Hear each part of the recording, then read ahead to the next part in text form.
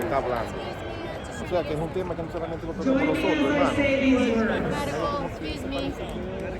We hold these truths to be self-evident, that all men are created equal, and that we are endowed by our Creator with certain unalienable rights, that among these are life, liberty, and the pursuit of happiness. That doesn't exist, but Trump supporters do.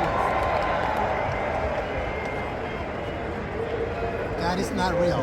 As we gather here today on this historic occasion, we stand together as proud God is Americans, not real. understanding Never that these existed. very rights are under attack. So we face this historic crossroads where our freedom and our future is in our hands. There's never been a more clear choice in any election in my life, and our ability to live in a truly peaceful and free and prosperous country is on the line. I love you too.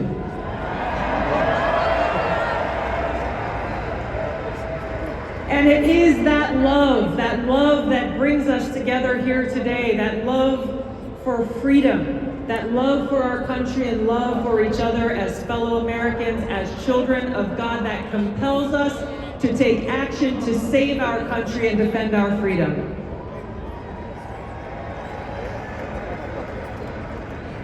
Now, this choice that we have before us is very personal to me. I'm a Lieutenant Colonel in the Army Reserve. I've served now for over 21 years.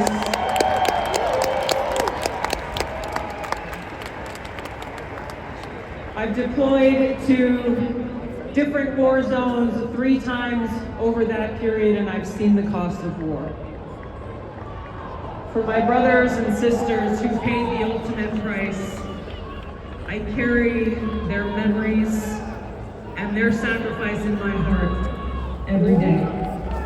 So this choice that we have before us as Americans is critical. It's important to us. It's important to those of us who serve, who have volunteered to put our lives on the line for the safety, security, and freedom of our country and our people, and it's critical to all of us. Here is the choice that we have. A vote for Kamala Harris is a vote for Dick Cheney, and it's a vote for war, more war, likely World War III and nuclear war. A vote for Donald Trump is a vote for a man who wants to end wars, not start them, and who has demonstrated already that he has the courage and strength to stand up and fight for peace. A vote for Kamala Harris is a vote for open borders, where known violent criminals and Islamist terrorists are streaming across our borders, placing us at risk. A vote for Donald Trump is a vote for secure borders and safe communities, and a confidence that he will seek out those who seek to do us harm and get them out. A vote for Kamala Harris is a vote for economic hardship, high cost of living, poverty, and homelessness, and a vote for Donald Trump is a vote for economic prosperity and opportunity for every single one of us as Americans. A vote for Kamala Harris is a vote for censorship and a complete erosion of our fundamental and constitutional rights and freedoms. A vote for Donald Trump is a vote for someone who will defend freedom and every one of our God-given rights that are enshrined in the Constitution and Bill of Rights.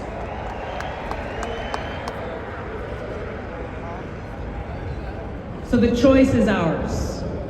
History will look back on us at this moment for the choice that we make. Did we choose war or peace? Did we choose poverty or prosperity? Did we choose censorship or freedom? Our freedom and our future is in our hands. We have just a few days left to complete this no-fail mission that we have before us to save our country. Nothing short of our future is on the line. So now, just as we've gathered here today in this historic place and this historic time. We will gather together all across this country, people of every race, ethnicity, religion, and creed, to stand together and defend our freedom and ensure our right to life, liberty, and the pursuit of happiness.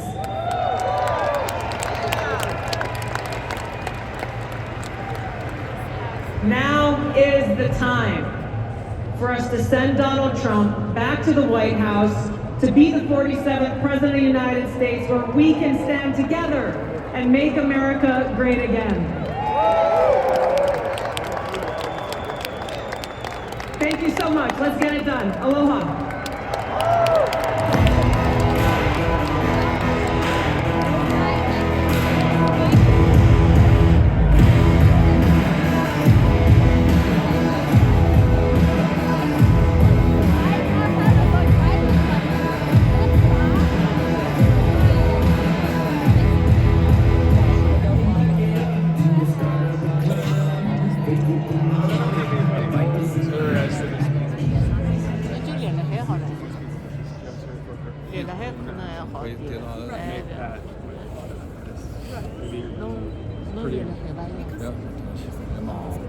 Ladies and gentlemen, please welcome to the stage former presidential candidate Robert F. Kennedy Jr.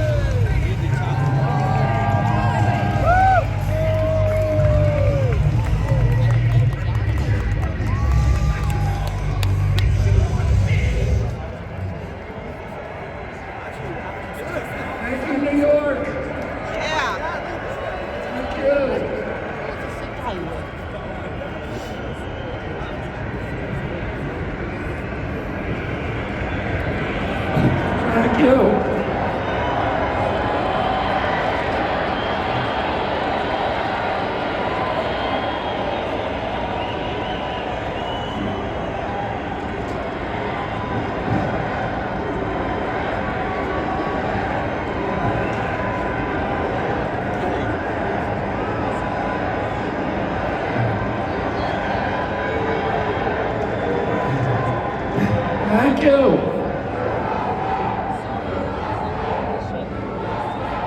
A lot of people ask me why I left the Democratic Party.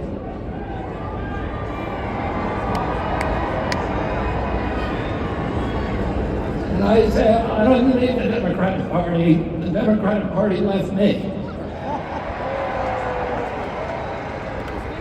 This is not the party anymore of Martin Luther King, of Robert Kennedy, of John Kennedy.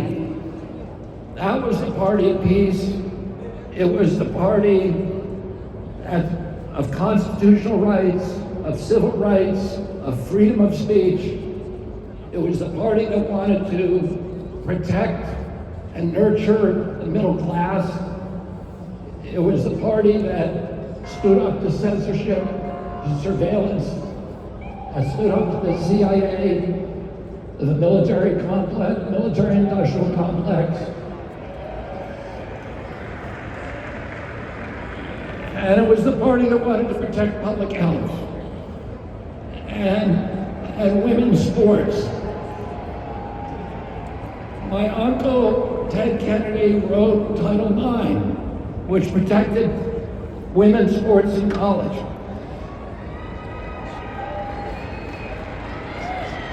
It was the party that believed in voting rights and fought for the right of every American to vote for the person of their choice. Today's Democratic Party is the party of war. It's the party of the CIA. You had Kamala Harris giving a speech at the Democratic Convention that was written by neocons. It was belligerent, pugnacious, that talked about the domination of the world by the United States through our weapons of war. It's the party today that wants to divide Americans. It's the party that is dismantling women's sports by letting men play women's sports.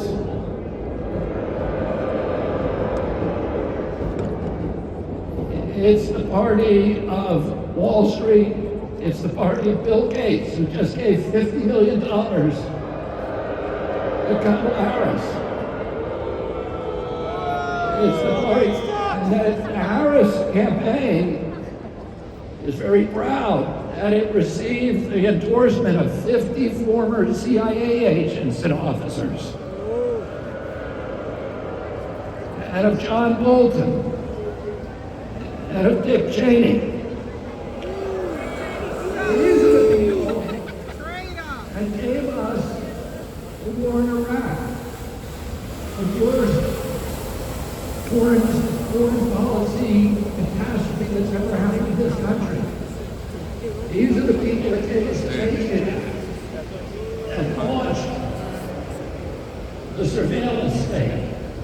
These are the people that are trying to undermine voting rights in this country by weaponizing the federal agencies against political candidates, including me and Donald Trump and all other political candidates. You can't win an election. And instead of bringing in a candidate who wins the primaries, abolish the primaries, and then pick two candidates, anointed them without receiving votes. We don't even know how Kamala Harris received the nomination.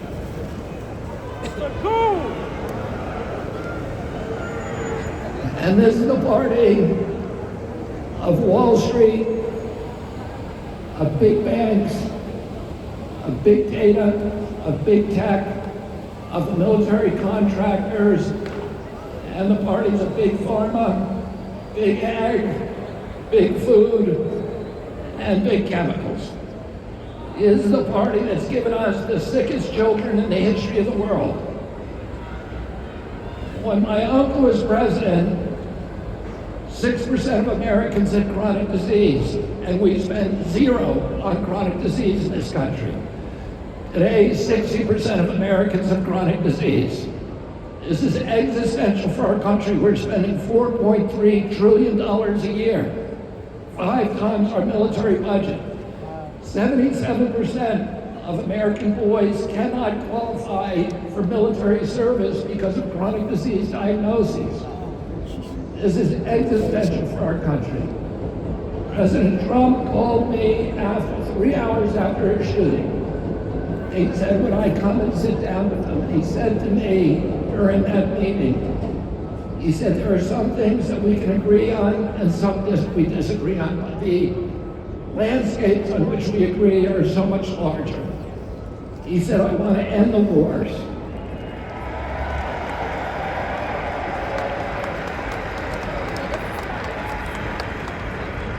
I want to end this surveillance and censorship. I want to protect the Constitution. I want to protect freedom of speech.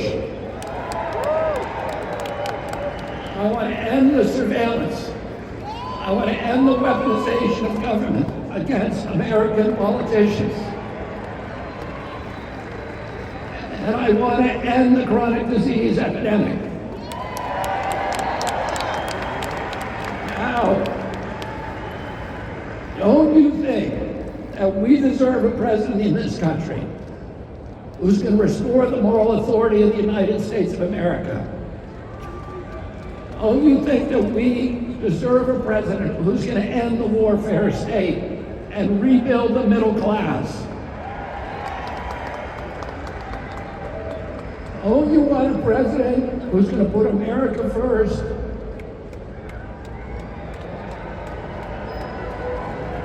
Don't you want a president who's going to protect our children? And who's going to protect women's sports? And who's going to stop dividing this country along racial lines? And don't you want a president who's going to end the corruption at the federal agencies, at FDA, at NIH, at CDC, and at the CIA? And don't you want a president who's going to make America healthy again?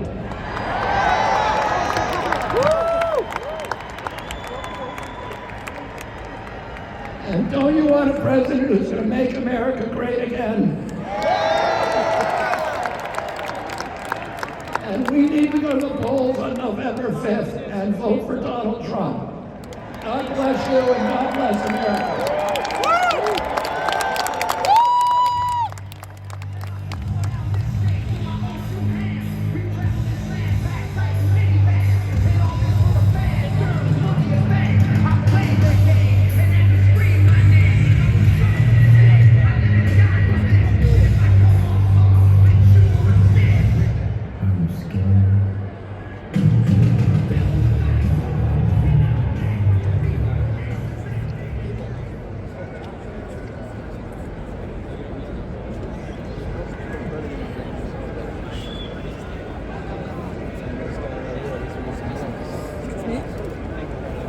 Ladies and gentlemen, please welcome to the stage Tucker Carlson.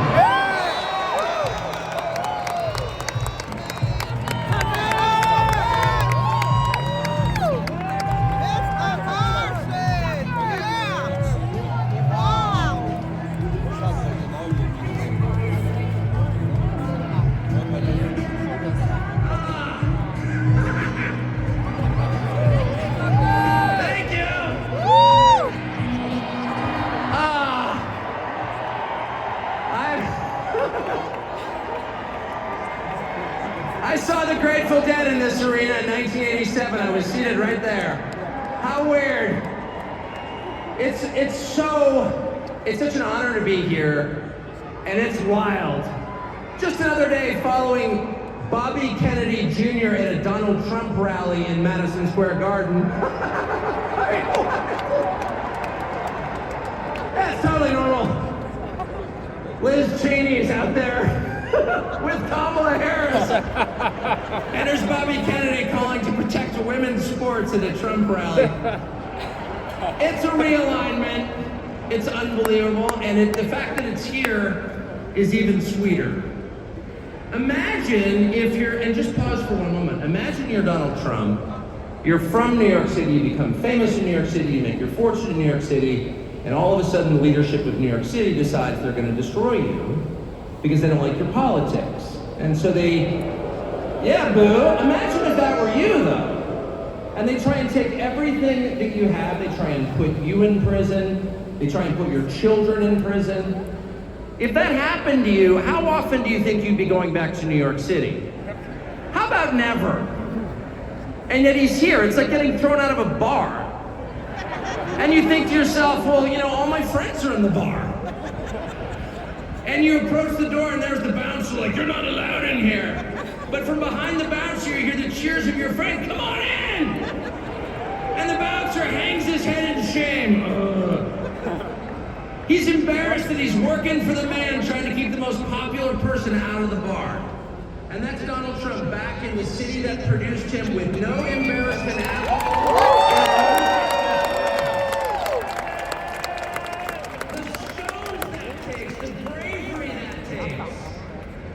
Is incredible. Donald Trump's gonna win. Yeah! I know that's true. Why is Donald Trump gonna win? The people he's about to defeat have no idea. And they're panicked. They have no idea why people like Donald Trump. And their first theory was, well, Donald Trump is evil, so half the country's evil also. And that's one of the reasons they spent the last 4 years trying to destroy the country, because they're mad at its voters for liking Donald Trump. How much easier would it have been just to pause for 20 minutes and ask yourself honestly in some silent place, why do people like Donald Trump? And if they had been honest enough to ask themselves that question, they would have come up with the two main reasons, and here's what they are. The first reason that people like Donald Trump is because he likes them. That's why. And it's real. Affection is something you can't fake. I don't care how many times Kamala Harris would tell me she loves me, I don't believe her. I saw her kiss her husband with a mask on. A mask on. That's her version of love. It's fake, it's not real. They spent 10 years telling you Trump is a hater. Do you feel that on him? No, you don't. Because it's not there. I've spent a lot of time with Trump. And there's not one moment I've ever been with him off camera where he's spending his time grousing about people he hates. Ever. He's talking about the people and the country he loves in his private time. Trust me. And people know in a country that has been taken over by a leadership class that actually despises them and their values and their history and their culture and their customs, really hates them to the point that it's trying to replace them, they know someone who actually has affection for them, and that's Donald Trump. And that's requited. It's requited, they know. When he goes to McDonald's and serves fries, like, he's not faking that at all. That's why that worked. Democratic media consultants like, how is that working? Because it's real, that's why. And the second reason that people love Trump, and I put myself in this category, it's why I'm here today, is because he's liberated us in the deepest and truest sense. And the liberation he has brought to us is the liberation from the obligation to tell lies. Donald Trump has made it possible for the rest of us to tell the truth about the world around us. And that's the single most liberating thing you can do for people. If you want to enslave people, if you want to degrade them, force them to tell lies. And they have. They force us to lie about everything, at gunpoint, effectively. They put people in prison for refusing to lie. And not just the obvious lies that men can become women, or Vladimir Putin blew up the Nord Stream pipeline. No, honestly, he did. January 6th was an insurrection. They were unarmed, but it was very insurrection-y. Not even the obvious ones, but the big lie. You know what the big lie is? The big lie is that they're impressive. That's what the big lie is. That the people in charge have somehow earned the right to rule over you, and they haven't.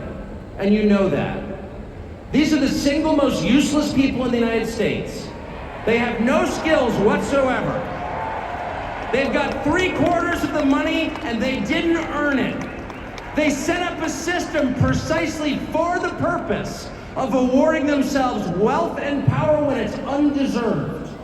You look at Liz Cheney and you ask yourself honestly, what skill could she possibly have that allowed her to send hundreds of thousands of people to their deaths? Did she earn that? I don't think she did. No fair system would make Liz Cheney powerful. No fair system would make Larry Fink rich. No fair system would elevate someone like Kamala Harris to a presidential nomination. She's never been accused of doing anything useful. She has precisely no achievement. She's a nominee without getting a single vote. She is a metaphor for the system they created to make themselves rich and powerful, and then they have the gall to lecture you, the people who can actually change a flat tire and repair a power grid, who have useful jobs, who pay your taxes and work 40 hours a week, lecture you that you are somehow immoral. And Donald Trump has empowered the rest of us through mostly just sticking around in the face of their hate and abuse and persecution. He has given the rest of us the right to call BS on the charade. No, you are not better than us. No, you are not smarter than us. No, you do not deserve what you have. You probably stole it. No, you're not going to bully me into silence anymore. And I can promise you at this point, 9 days out, when Robert F. Kennedy Jr. and Elon Musk and Tulsi Gabbard and pretty much every high school senior and college sorority girl in the country has come out finally and said, yeah, I am for Donald Trump, actually. When the entire country has realized there is nothing embarrassing about this, what's embarrassing is to take a perfectly great country and destroy it, as they have. I'm not ashamed, you should be. At that moment, it's going to be pretty tough for them 10 days from now to look in the eye to America with a straight face. It's going to be pretty hard to look at us and say, you know what? Kamala Harris, she got 85 million votes because she's just so impressive. As the first Samoan, Malaysian, low IQ, former California prosecutor ever to be elected president, it was just a groundswell of popular support. And anyone who thinks otherwise is just a freak or a criminal. At this stage of the game, after 9 years of listening to their lies and finding every single one of them totally false, no, it's not safe and effective, and no, she's not impressive. It's very hard for me to believe the rest of us are going to say, you know what, Joe Scarborough, you're right. You're right. She won fair and square because she's just so impressive. I don't think so. And to me, that is liberation. It's the freedom to say what's obviously true as a free man and not a slave. And I just want to say thank you, Donald Trump, for that.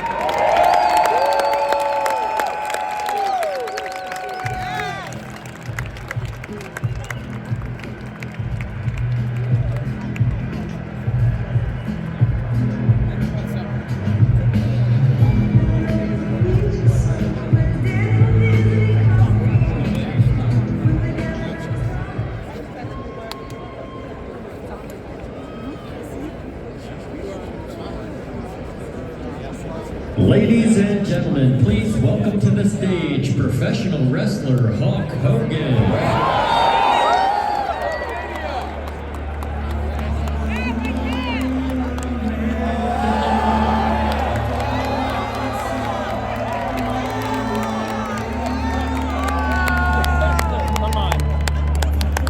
Ridiculous. Unbelievable. Ridiculously unbelievable.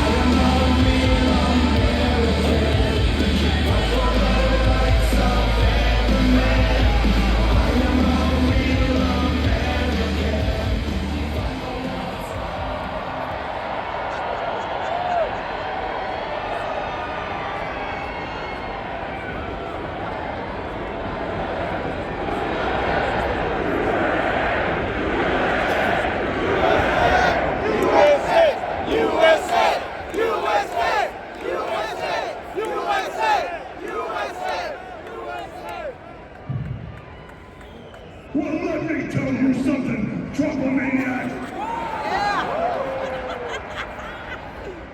Welcome to the house that Hulkamania built. You know something? Usually when I'm in Madison Square Garden, I'm body slamming giants. I'm winning world heavyweight titles, and I'm cracking people over the heads with steel chairs. And the energy in Madison Square Garden is off the Richter scale. But today, Trump-a-maniacs, the energy in here is something like I've never felt. The energy of all these Trump-a-maniacs is the most powerful force in the universe. And today, this is Donald Trump's house, brother.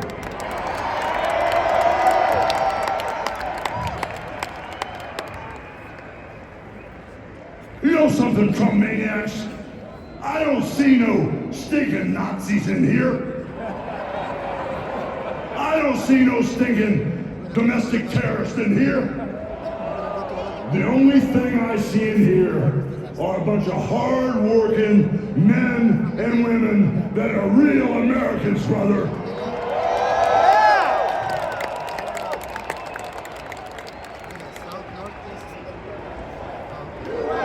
You know what I heard my president and our president, Donald Trump, for real, brother. He sounds like he has a heart of gold that's all for the USA. But when I hear Kamala speak, it sounds like a script from Hollywood with a really, really bad actress. Somebody was waiting at 6 a.m. Square. You know, Kamala is responsible for the border crisis. And Kamala is also responsible for inflation. And then you know something? She acts like she's the victim. And then all of a sudden, she flips, she flops, she spins and turns it around and acts like she's gonna be the damn hero. But we all know Trump is the only man that can fix this country today. And with Trump as our commander-in-chief, peace through strength will fix all the problems in the Middle East. You know, I've been coming to this building month after month after month, and I've seen sold-out crowds over and over again for over 40 years. And for 40 years, I've always asked the question, what you gonna do? Over and over and over again, what you gonna do? Well, today, after feeling the energy in this building, I finally got the answer. And the answer is, vote for Trump.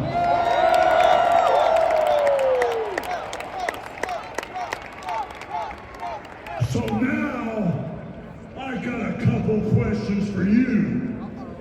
What you gonna do about the border invasion? Trump! What you gonna do about inflation? Trump! What you gonna do about keeping America safe, brother? Trump! And what you gonna do about putting God in our homes, in our country, and our schools? Trump! So I guess we're all on the same page. So I got one final question for you.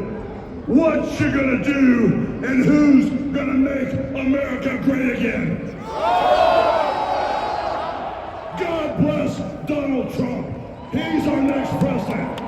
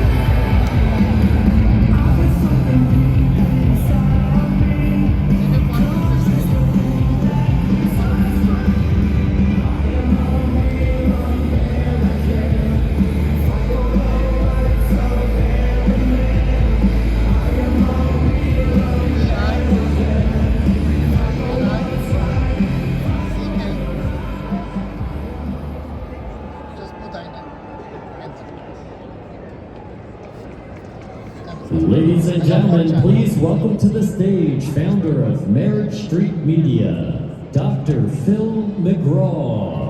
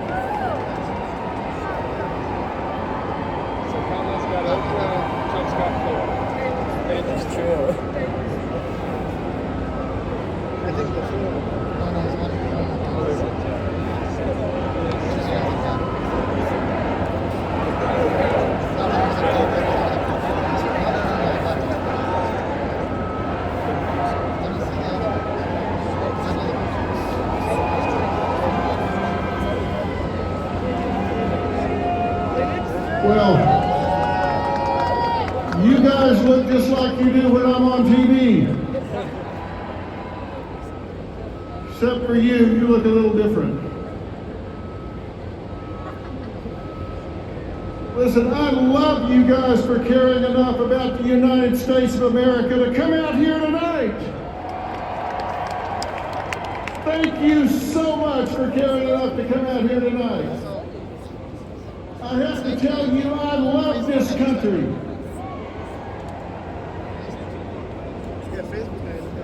I do, I love this country. I stand up when our flag goes by. I put my hand over my heart when they play our national anthem.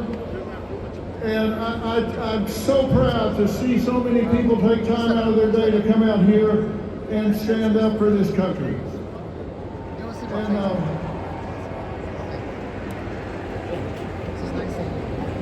And strangely enough, I'm not here just to stand up for Donald J. Trump.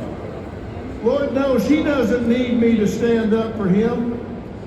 He's tough as an old army boot. He's got lots of enemies, different groups that are scared, and between them, they have impeached him, indicted him, raided him, railroaded him, shot him, and sued him. And where is he? He is still standing.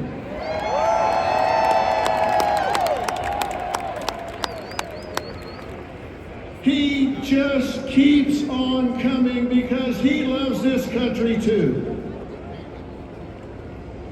I can be honest and say, I can be honest because we have free speech in America. I can be honest and say I don't like or agree everything that Donald J. Trump does or says.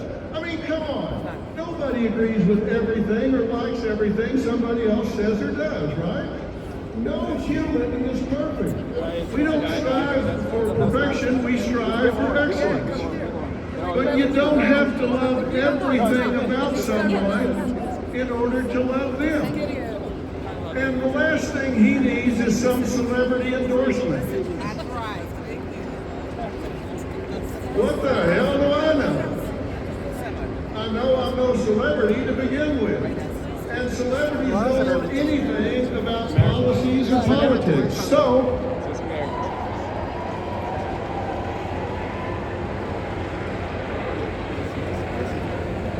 only difference between me and them is I'm willing to admit it. So, why am I here? Well, I'll tell you why I'm here. I'm here to talk to and stand up for the people who have declared their support for Donald J. Trump, or they got found out, or they want to do it, but they're too intimidated. Because you know what happens when somebody in this country says, hey, I'm going to vote Republican, I'm going to vote Donald J. Trump? They get canceled, intimidated, marginalized, excluded, or even fired or boycotted. And you know what that means? In short, that adds up to being bullied. And now we're talking about something I know a hell of a lot about. Now you're in my wheelhouse, buddy. I may not be an expert in politics, but I am an expert about bullying. And bullying is when you seek to harm somebody, you seek to intimidate, coerce, cause distress, fear, risk to their well-being. And it can be physical, verbal, relational, or cyberbullying. And it's always wrong. You said it, my friend. It is always wrong when you bully somebody. And that's what's going on. Now, let me tell you what the critics are going to say when they hear me talking about this. They're going to say, well, now, wait a minute. Come on. Isn't Trump a bully? And let me tell you why the answer to that question is no. Because to be a bully, there has to be an imbalance of power. And when there's not, it's just called a debate. And he's just better at it than anybody else.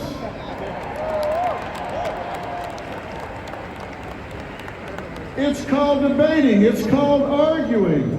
It's just, it may even name calling, but it's not bullying unless there's an imbalance of power. And whoever he talks to, they've got a microphone, they got on their big boy pants, they got a stage, they got everything else. He's just better at it. And the same thing is true. When the Democrats or Harris call him fascist, Hitler, racist, misogynist, or a crook, is that bullying? Well, not really. It's ugly. But with the First Amendment, which we all want to keep, there's no imbalance of power, so it's not bullying. It's just like what he does. It may not be the best use of energy, but when you attack civilians, when you attack a citizen, and you use the power of the internet, you use mob mentality, you incite people to gang up and cause boycotts, then it's beyond ugly. And that's what's happening in this country right now, and that's not okay.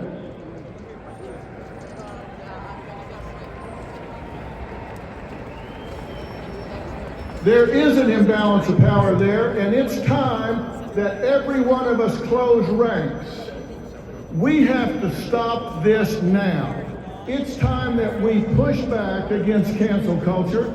It's time that we push back against intimidation tactics. And that is exactly the reason that I launched Merit Street Media, which, by the way, we didn't choose the name for that by random. Merit Street Media. This country was built on hard work, added value, and talent, not on equal outcome, not on DEI. This country was built on hard work, and it needs to continue to be built on hard work. And the legacy media has sold out. The legacy media has sold out. And I'll tell you, one night I was sitting at dinner with my wife, Robin, and I was complaining as we were flipping around and listening to the spin on what's supposedly news. And I said, damn, I'm tired of listening to all this media spin and everything. And without even looking up, she said, well, you are the media. Why don't you do something about it? She said, you got bigger ratings than the four of them combined. Why don't you do something about it? How many people, approximately? Probably like 30,000 at least. Well, as usual, A lot of people. It goes down, down, That's why I down. launched the new network, because we want people 20, 30,000 people, probably more outside than inside. You don't need to be told what to think. 30, 40,000 people. And you're here because you have the facts, right? Sides too. What is your number? What is your number? You're here because you 30,000. recognize 40,000? 30,000. 30,000? and What about you? More outside than here inside. instead of the truth. face, don't block. And when they start Some people were at 6 a.m. candidates' answers, 6 a.m. 6. they've lost their moral compass. No, They've some lost people, their I mean, mind. this, It can't be he came at 1. I'm saying thousands of people on both sides, but It's I not guarantee 30,000. you, No? when Less than Beyonce, George 20? Clooney, There's also on De that Niro, side. and Lizzo come out and say they're for Kamala Harris, when they all come out and say they're for Kamala Harris, did you read anything or hear anything in the media criticizing it? What is your No. number? But you watch what happens 20K, tomorrow morning when 20,000 people now. find out I came here to talk to 20, you. yeah. And that's just outside. Yeah, and 20 over here and Inside There's 19,000 seats, so Yeah. at least 20 inside. you can round it up to 50, I guess. You say this in Hollywood, and all of a sudden you ain't got a job. The problem is I don't need People one. came from all over the country too. Yeah. He came from Chicago. Wow. Really, all the way? Yes. From Washington, D.C. 6 hours. And you? 7 hours. Jersey. Jersey. And I've got a question for all of us. Have we lost our minds? We have the First Oklahoma. Amendment. Wow, look at that. Oklahoma. Has said we will pass no Got up at 2 laws o'clock in the morning so we to can fly out and be infringe on here. our freedoms for Wow, religion that's and historic. speech. They did not want to waste this But we're historical muzzling moment. each other. This is a historical moment. We have a law that protects free speech. Happy somebody's birthday. Somebody's birthday. Happy birthday. It's her birthday. Her birthday. We cannot encourage it. Happy birthday. Bullies are bad, right? Let me tell you what else is bad. Bystanders. If you are a bystander, if you are watching somebody get picked on, if you're watching somebody get bullied, and you don't do anything about it, you're just as guilty as the bully that's doing the bullying.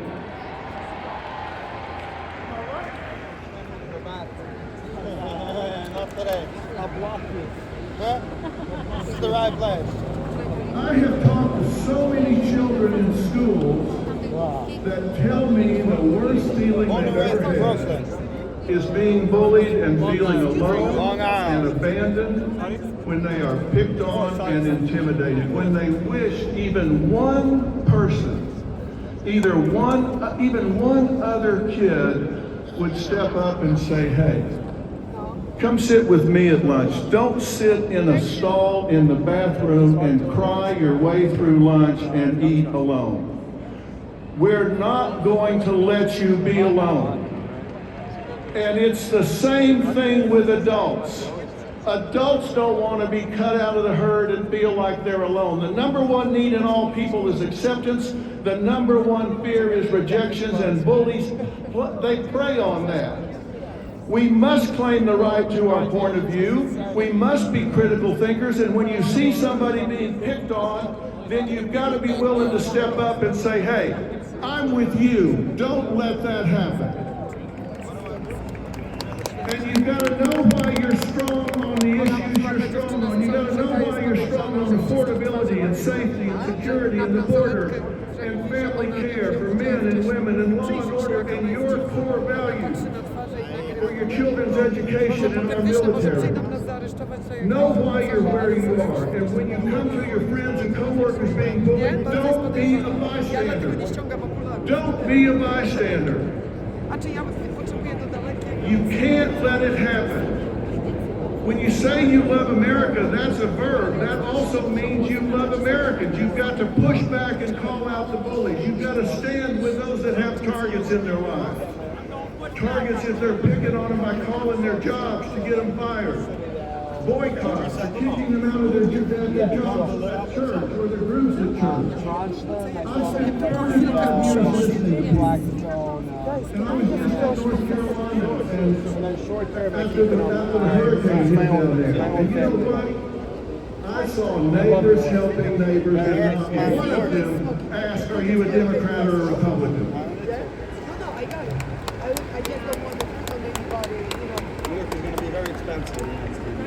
I saw neighbors helping neighbors, and we need to unify this country. You have the right to vote for who you want to vote for president, And we need to step up and claim it, and we need to stand with each other. There are so many who want to, but they're bullied, so they're afraid to. Let me tell you something. One of the most important days in American history Right now, was 9/12/2001. illegal immigrants is paying Not 9/11. per unit more. We all know what happened on 9/11. Per unit more. One of the most important days was 9/12. Because on 9/12, we all woke up and we were all Americans on 9/12. And still, I wouldn't. I would give up. I don't care. I would give up that $1,000 if they get rid of all these immigrants. It just makes the country a better place. I think they should make it easier to make it legal and then make it and close the border. But that's one argument. And the difference between winners and losers is winners do things losers don't want to do. And we have to stand proud to help our neighbors who want to vote their conscience and not be afraid. No one should be alone. No one should feel abandoned. No one should have their business boycotted. If you hear somebody's getting their business boycotted, you should get your friends and make sure their business gets doubled. If somebody pulls their advertising from your friend's business, you should let those advertisers know you're going to spend the rest of your life making sure that advertiser is boycotted until they do the right thing. You need to let people know this is over in America. We're going to unify this country. We're going to listen and not be intimidated. We're going to go out and lead by example. Let's quit complaining about what is and start doing something about it. If your neighbor wants to vote the other way, say fine, go vote the other way. I'll love you anyway. Let's lead by example. If they want to do it, let them do it. Love them anyway. But as for you, the collective you, I don't want you to just listen and say, nice talk, Dr. Phil. I want you to march in your life. I want you to march with your beliefs. I want you to not be intimidated. Don't be stopped and don't just vote. Take 5 people with you. Like I said, the difference between winners and losers is winners do things losers don't want to do. And what they do is they take actions toward known outcomes. They deal with the truth. They set goals and they go after them with passion. And it's time for us to bring it home. It's time for us to bring it home. It's time for us to be winners. Winners, winners, winners.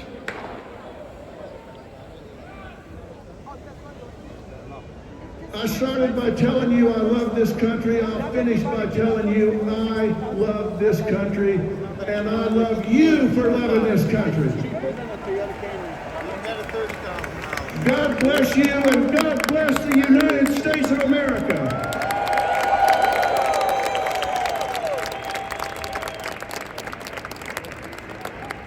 And before I leave, ladies and gentlemen, please welcome the next Vice President of the United States, Senator J.D. Yes! I love this guy so much. He has a big chance of being the next president. He's too young. He's a little too young. 4 years. Somebody says Junior is coming behind Trump. I don't think I think that. He doesn't have it in him. Fantastic. No, not. He's class. He said Junior is coming behind Trump. No. Not yet. He has time. More than.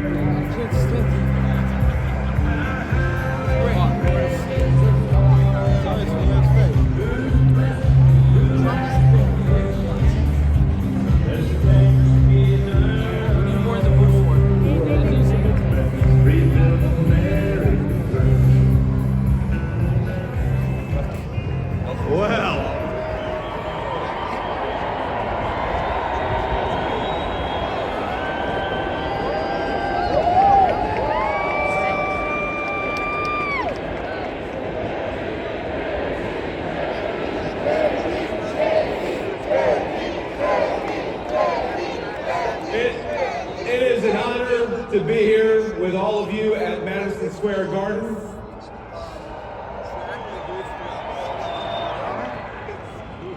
Now think about this, for more than a century, America's most celebrated heroes and legends have made history inside this iconic arena. This, where we stand, is where the greatest of all time, Muhammad Ali, faced Joe Frazier in the fight of the century. It's where the King, Elvis Presley, played for 80,000 screaming fans. It's where the immortal Hulk Hogan pinned the Iron Sheik and let Hulkamania run wild. And now, on the eve of the most important election in our history, the greatest champion of them all, Donald J. Trump, has come to Madison Square Garden. And he should have came in by now. I didn't see a motorcade here. Unless he's definitely. And I believe in just 8 short days, we are going to turn the United States of America red and make Donald J. Trump the President of the United States.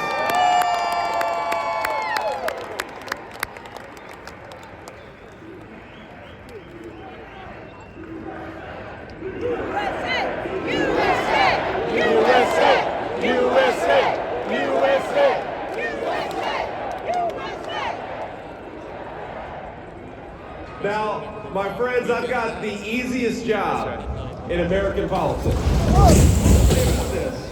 All I've got to do is remind people what life was like when Donald J. Trump was President of the United States. We had peace.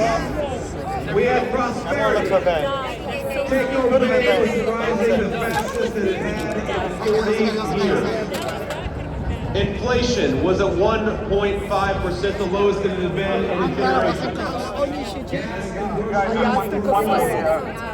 And when Donald Trump was president, we had the most secure border in the history of this country.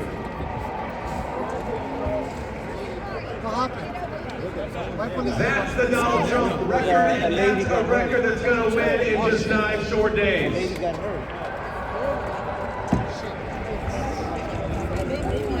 Now I'm going to maybe surprise a little bit of the folks in this arena, because I'm going to be a little bipartisan here. I'm going to talk about Governor Tim Walz, and I'm going to be honest with you, I feel bad for him. No. Well, a spare prayer for Governor Tim Walz, because he's got the hardest job in American politics. Can you go get back a little bit, please? He's got to convince the American. That was so Yeah, I mean, I was talking, please. You can step in. Let me just get a few cups. No, don't go that way. Just right here. You all can say that. I probably shouldn't say that. I don't want you to hurt yourself that way. They said to go. Eso se cayó. Attack him. Our friend Tim Walz has got to convince the American people that Kamala Harris is going to somehow fix the very problems she's been creating over the last 3.5 years. The Bronx? The Bronx? He's got to pretend that Kamala Harris didn't open up the southern border and let millions of illegal aliens in, even though we know she did. He's got to pretend that Kamala Harris didn't cast the deciding vote on trillions of dollars of new spending, which created the worst affordability crisis in 40 years in this country. And he's got to pretend that Kamala Harris actually has ideas in her head for how to govern the United States of America. Now, if you are the praying type, and I imagine a lot of us are, please say a prayer for Tim Walz, because they're asking him to do the impossible. Kamala Harris acts like she's the candidate of change when she's been in office for 4 years.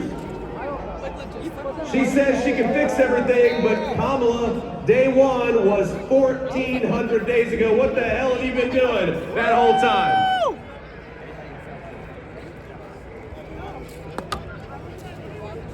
Now, my favorite Kamala Harris moment is that when somebody asks her for specifics on how she'll make life more affordable or groceries cheaper, she'll say, well, I grew up in a middle-class family.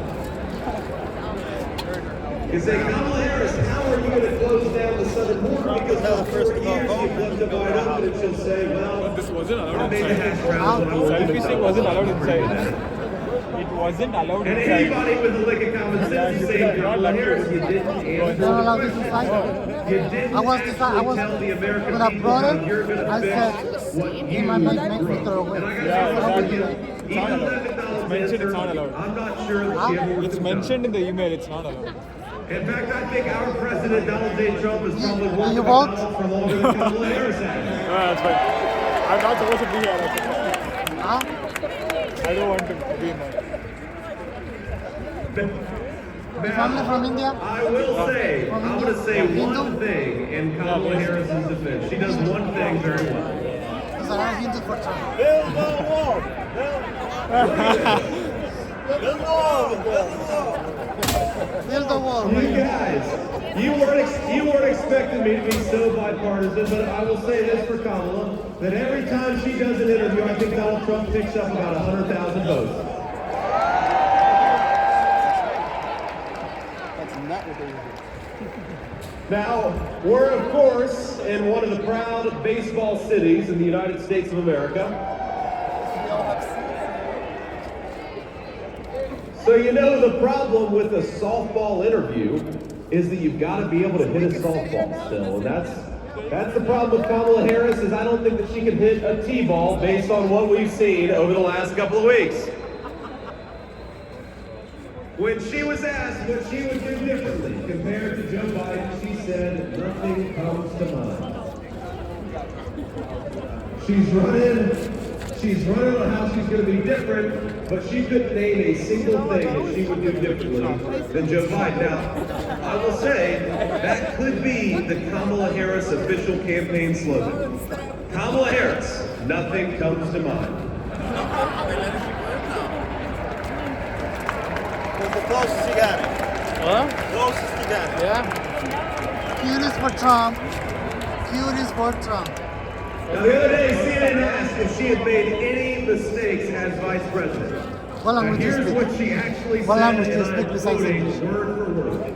She said, Polish? in my role as Say vice something in president, Polish. I mean, I'm probably Why are you voting for Trump? making sure that Głosuj na Trumpa, I am well versed on issues and bo on zrobi Amerykę wspaniałą na nowo.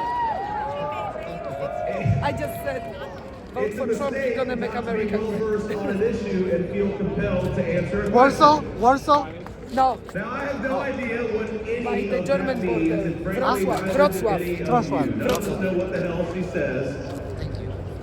Now, she may not be able to name any of her mistakes, but the American people sure can. And 9 days from now, we're going to tell Kamala Harris, you're fired, go back to San Francisco where you belong.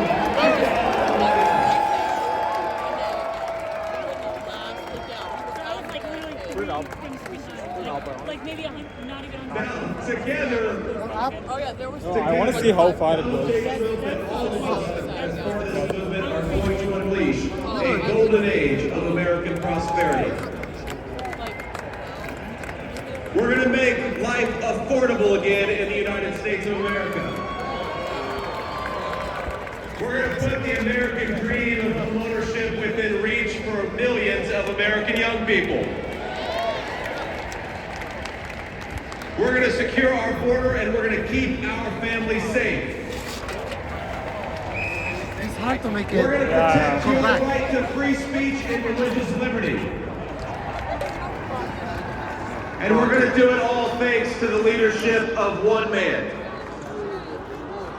Now we have to remember, that one man, Donald J. Trump, 8 years ago, go back 8 years, he had everything. He had fame, he had fortune, he had family, he had friends. But he gave up the easy life to save the United States of America.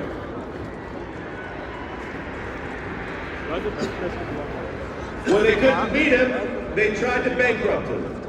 When that didn't work, they tried to impeach him. When that didn't work, they tried to put him in federal prison, and when that didn't work, they even tried to kill him. But as sure as the American flag still waves, Donald Trump still stands, ready to fight, ready to win, and ready to make America great again. God bless you all. Thank you so much. Let's do it.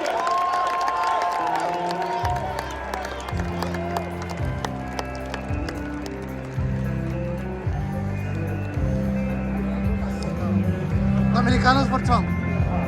Dominicanos por Trump. Dominicano, aquí. Dominicano con Trump. Dominicano. Puertorriqueño con Trump, nuestros hermanos también.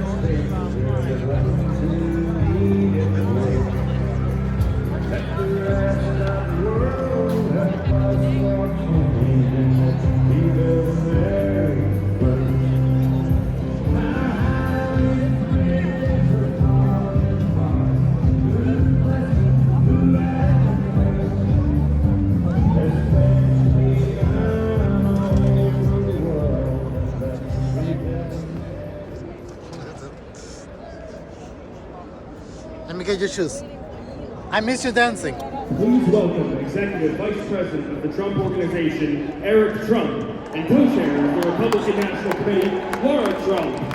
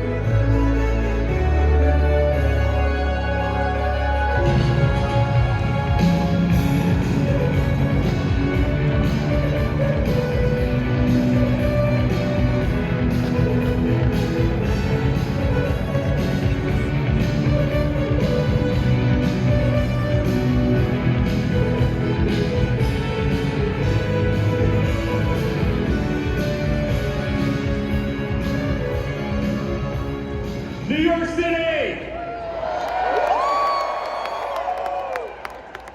The greatest president we have ever had is right behind us. Let's make some noise for him.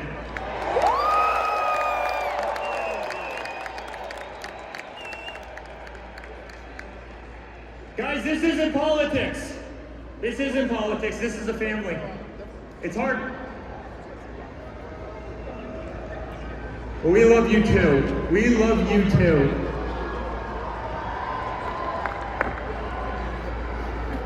This is so much more than a political movement. This is the greatest family in the world. We are fighting for a country we love. We are fighting for the American flag. We are fighting for the Constitution. We are fighting for our liberty. And as a family, we've been out there every single day over the last 10 years. They've tried everything they could to destroy my father, to destroy us. Dirty dossiers, Russian hoaxes. They tried to impeach him twice. They went after his Supreme Court nominees. They threw him off of Facebook. They threw him off of Twitter. They threw him off of Instagram. They tried to take away his First Amendment right. Guys, they tried absolutely everything. They weaponized every DA and every AG in this country to try and get down my father. Here in New York, they did exactly that. Alvin Bragg, Letitia James. T-I latina. N-I. They tried to destroy his life. They tried to take him off the ballot in Colorado. They tried to take him off the ballot in Maine. Sorry.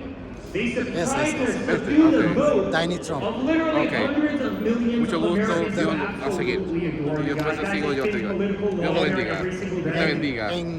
And then somebody tried to kill En him. Facebook también puedes seguir. And despite that, every single time he stands up and he says, fight, fight, fight. Síguelo para que no se te olvide. And how do you think it feels for them as we're back at Madison Square Garden, the greatest arena anywhere in the world?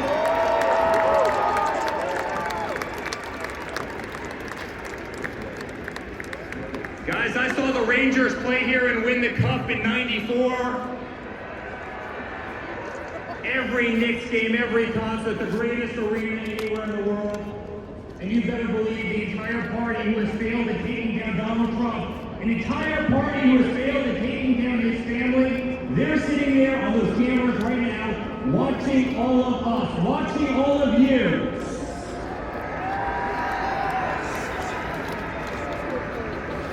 Almost 200,000 people tried to get into this event tonight.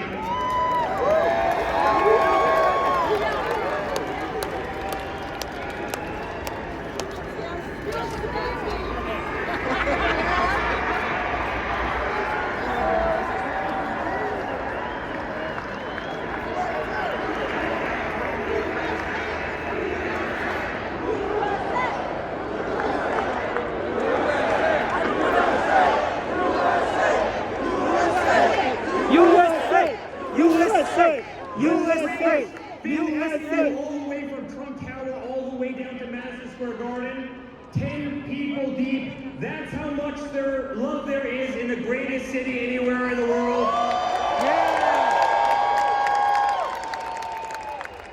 Guys, in 9 days, we're gonna win. We're gonna win.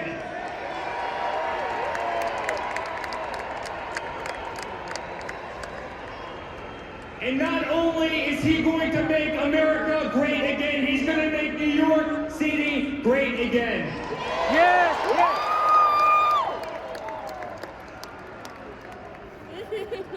So on behalf of our entire family, thank you. Thank you for being on the greatest ride I could have ever possibly been a part of. Thank you for 10 incredible years. I want you to know, and I speak on behalf of my entire family, I want you to know that we will never stop fighting. My father will never stop fighting. Laura will never stop fighting. I'll never stop fighting. We live in the greatest country in the world. We are not going to allow that to slip away. And I promise you guys the best days of this nation are ahead of us. I love you very much. New York, it's an honor to be here.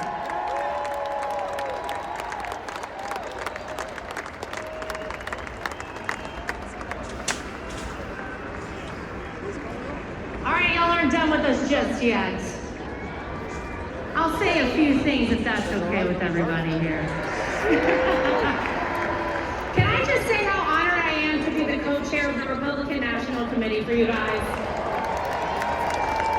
I'll tell you something, we're making sure that we have free, fair, and transparent elections and nobody's cheating in 2024.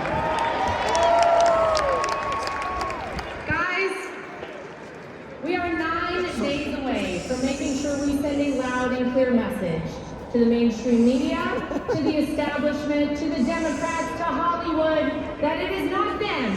It is we, the people, who choose our president. And we're choosing Donald J. Trump.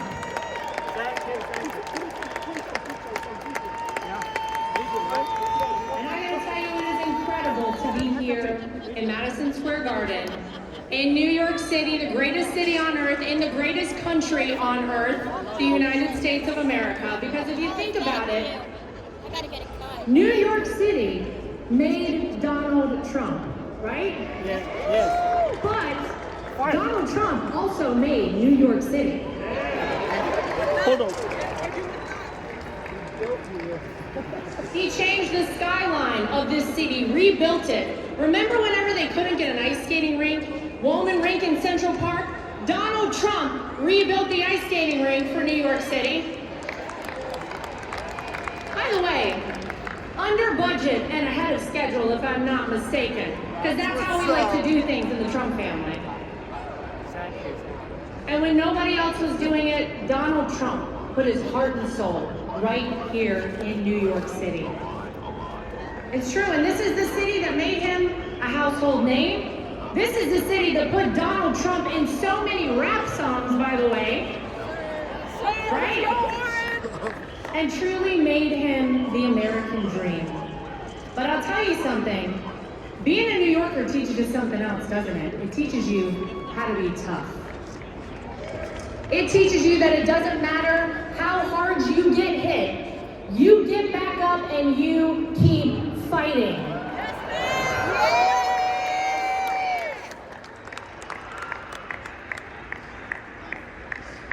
When they impeach you, you keep fighting. When they indict you, you keep fighting. When they take a mugshot of you, the greatest mugshot in the history of the world,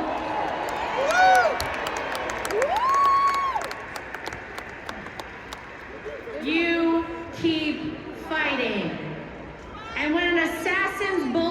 strikes you, you don't lay down. You get up, you stand strong, and you keep fighting, right? Now, in case you guys don't know, Donald Trump likes to go places nobody expects him. Anybody hear about a little rally up the street in the Bronx? Yeah. Does anybody know the last time a Republican president campaigned in the Bronx?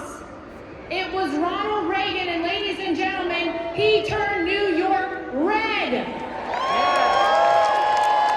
I'm just saying.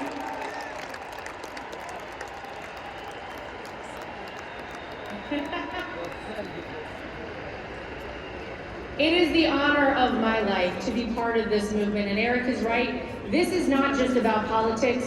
We are all a big family, and we're a family who loves this country. And I can tell you something, 9 days from now, it is going to be the sweetest comeback, because we know the art of the deal.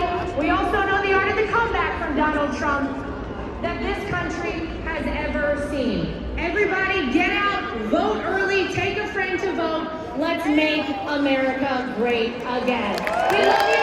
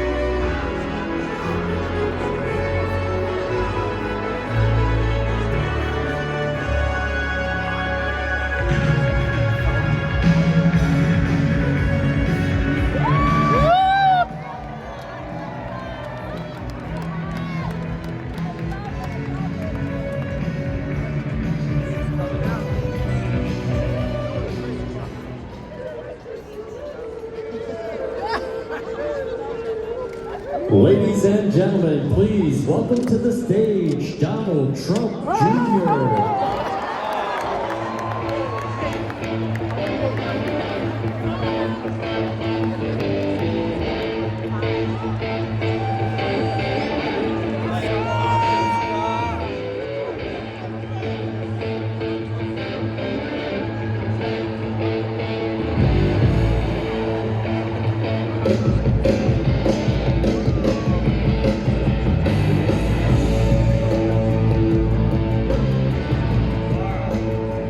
Hello, Madison Square Garden!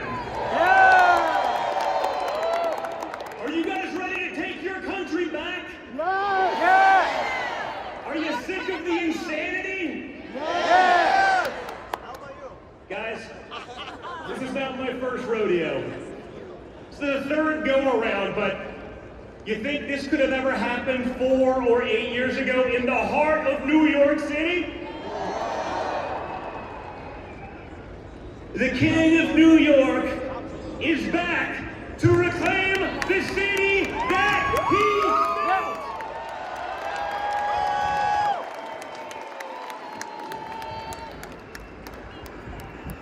built. My father changed the skyline of this city.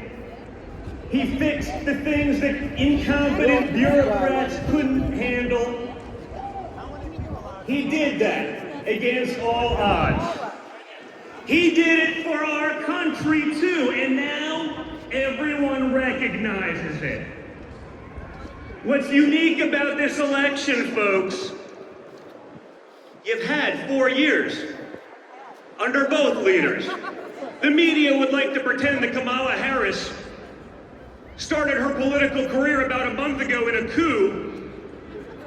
The most democratic process to ever not have a single vote. She's gonna be a moderate, folks, she's gonna be a moderate. A radical San Francisco liberal, the daughter of a Marxist professor, is now magically gonna be a moderate.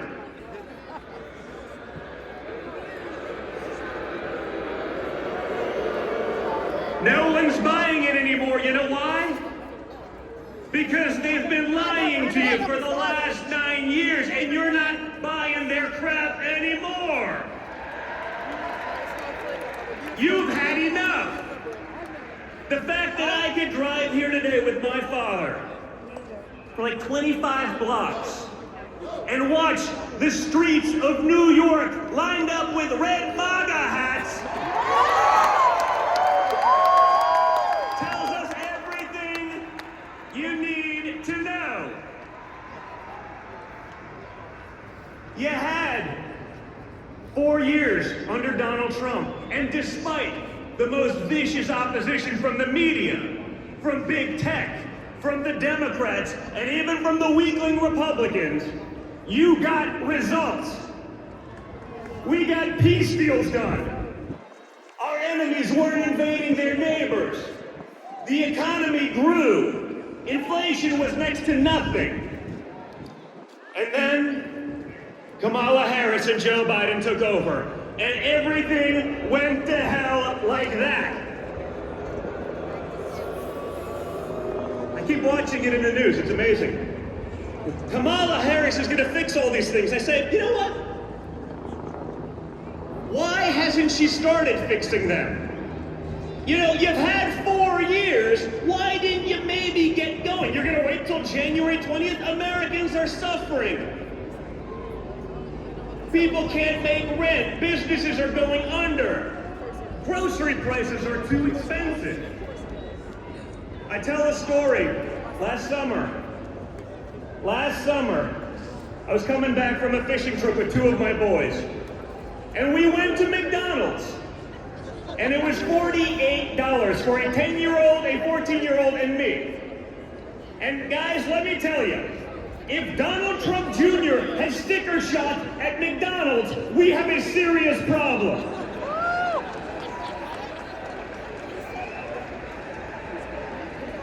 It does not have to be this way, guys. We can change it, but it's going to take all of you.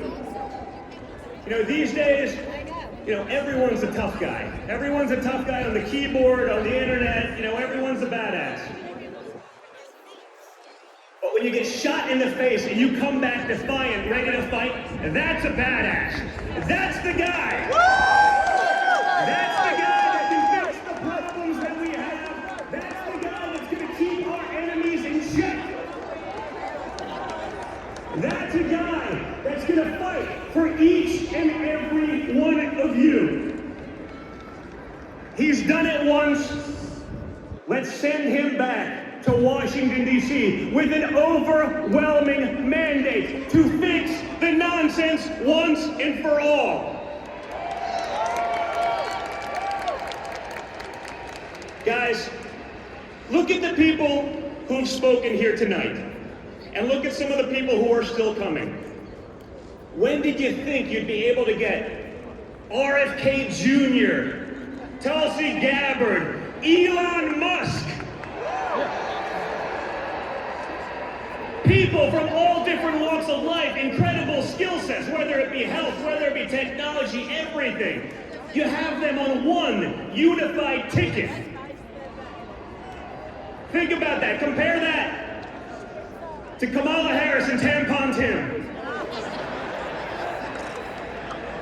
It ain't the same, folks. Timmy ain't fixing anything, and neither is Kamala.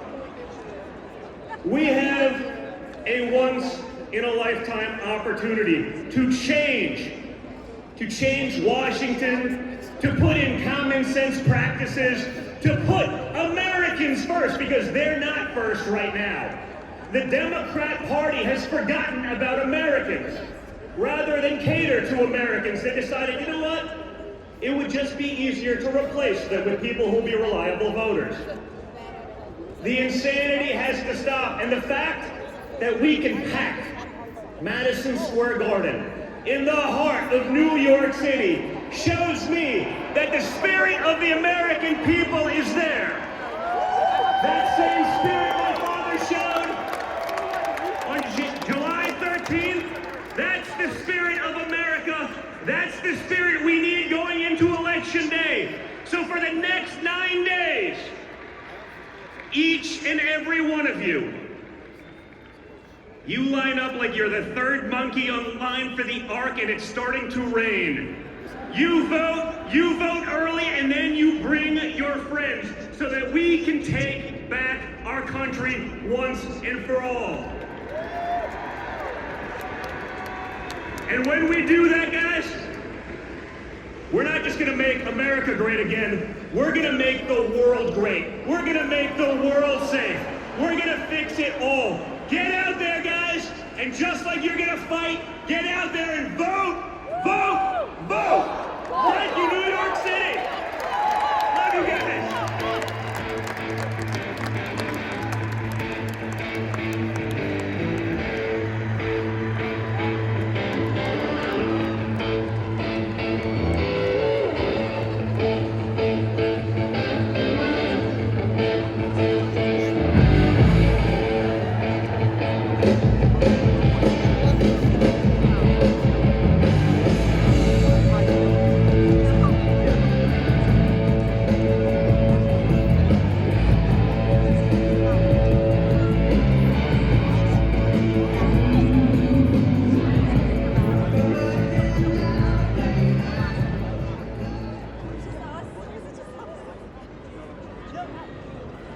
Ladies and gentlemen, please welcome to the stage CEO of the UFC, Dana White.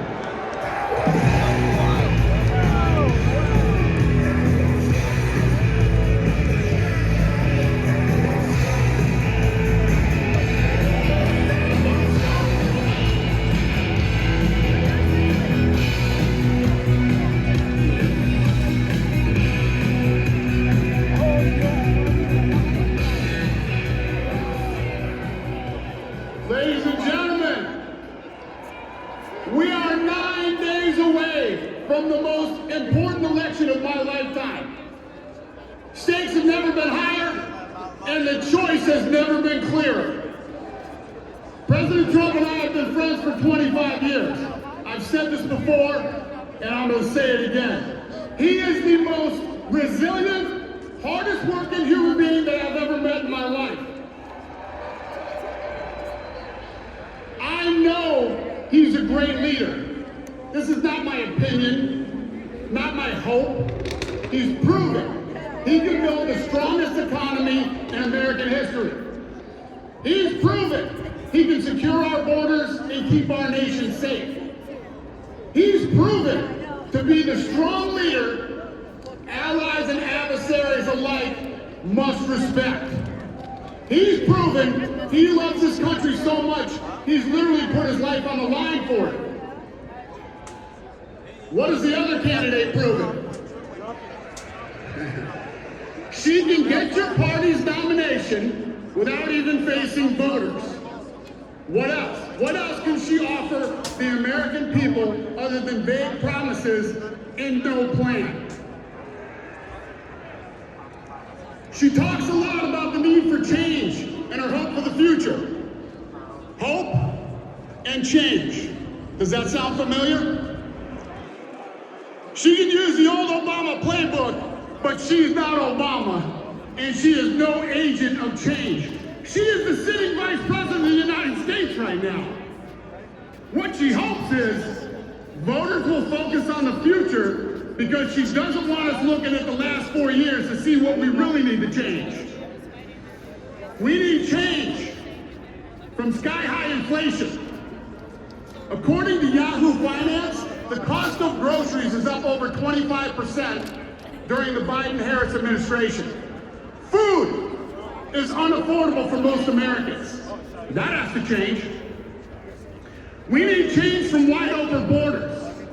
BBC News reports illegal immigration reached record levels since they took office, with an estimated 10 million border crossings. That's a 300% increase compared to the Trump administration, and that's not including the unknown millions who cross undetected. That is the record of the other candidate, the border czar of the Biden administration. We need change from weak foreign policy. According to the Institute for Economics and Peace, a nonpartisan think tank, there are, think about this, office. There are more active armed conflicts now than any time since World War II. Weakness from the Biden-Harris administration has invited aggression and conflicts around the globe. When President Trump was our commander-in-chief, the world was a much more peaceful place.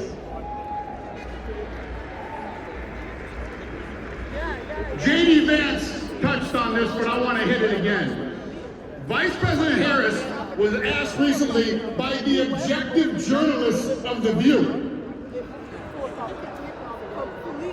if there's anything she would have done differently than Biden over the past 4 years. And again, her answer was, there is not a thing that comes to mind.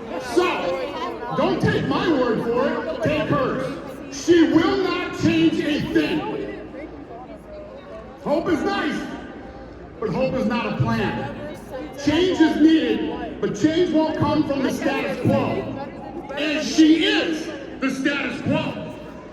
If you want real change, you'll vote for proven leadership. If you want to return to economic prosperity, border security, and global stability, you'll vote for the one candidate who's proven he can deliver all of that. My fellow Americans, if you want what's best for your family and this country, you're going to vote Donald J. Trump as the 47th President of the United States. Thank you, New York. Have a good night.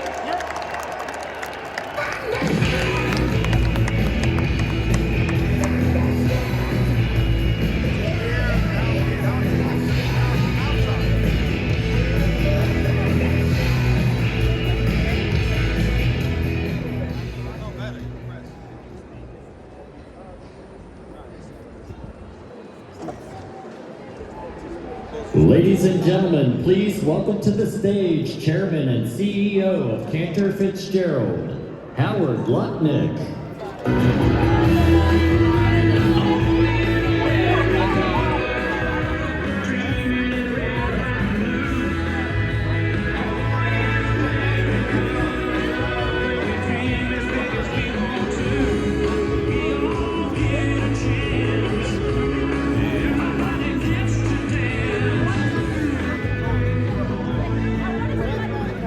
Tired. You're in Hello, New York! I think I enjoyed that. I mean, it was not on my bucket list, okay? People like me do not get to play Madison Square Garden. This place rocks!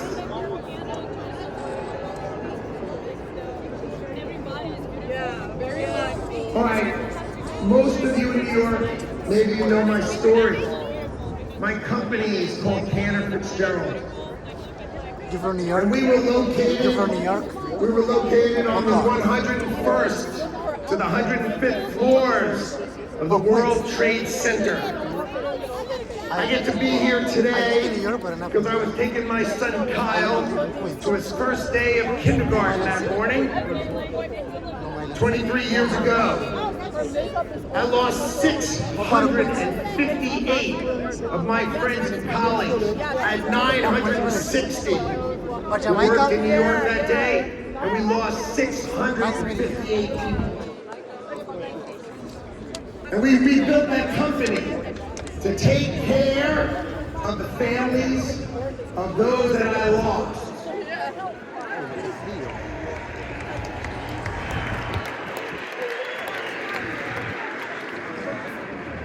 So we took care of those families. Each of my employees, they took 25% of their salaries and they gave it to the families of the people we lost, because that's what New Yorkers do. And we gave those families $180 million.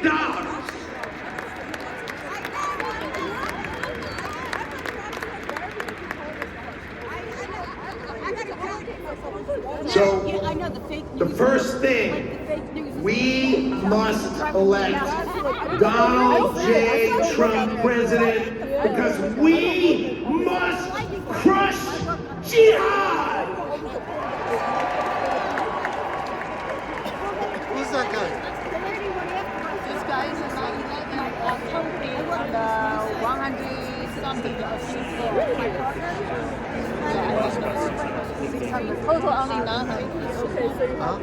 I love this city. I love this city. And Donald Trump loves this city. No matter how crappy they treat him, he is back because he loves you and he loves this city.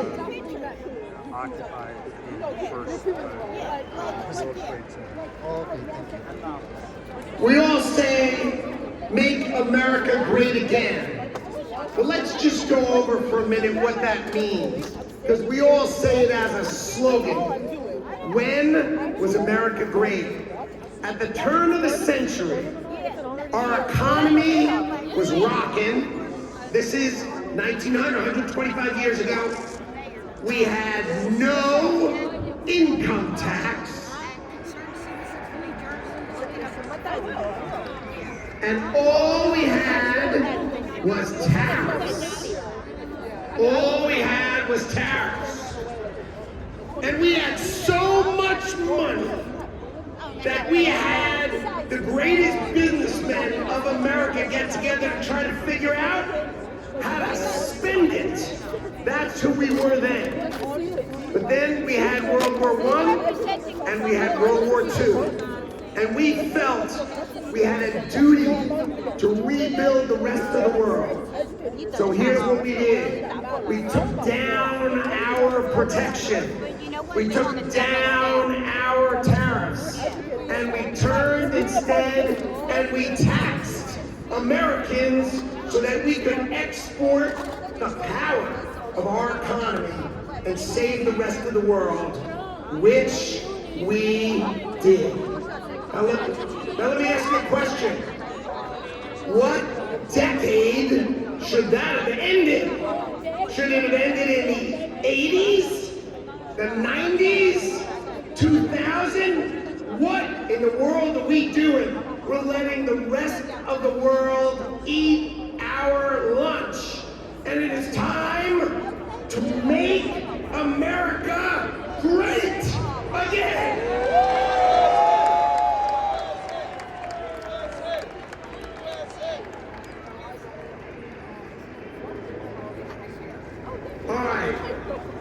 What does America first mean? We all say America first. What does America first mean?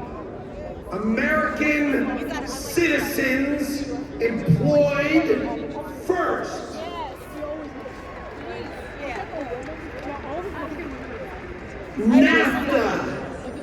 NAFTA. Bill Clinton's favorite I hate Michigan move. Open the border. Take all car manufacturing and move it to Mexico and screw over everyone in America who works in the auto industry. We don't make cars here. I mean, they make our cars in China and ship them here. It's got to end. So, when he says America first, let's be crystal clear.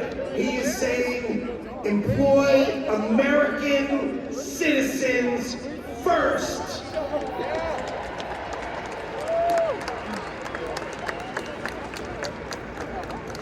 Okay. The Harris-Biden administration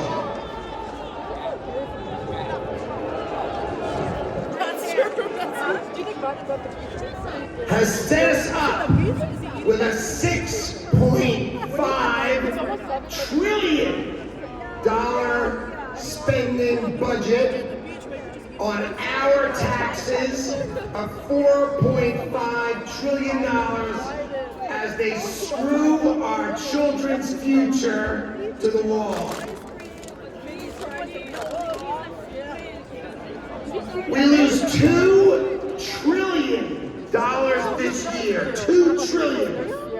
And Donald Trump is going to build the greatest team to ever walk into government, and we are going to balance our budget.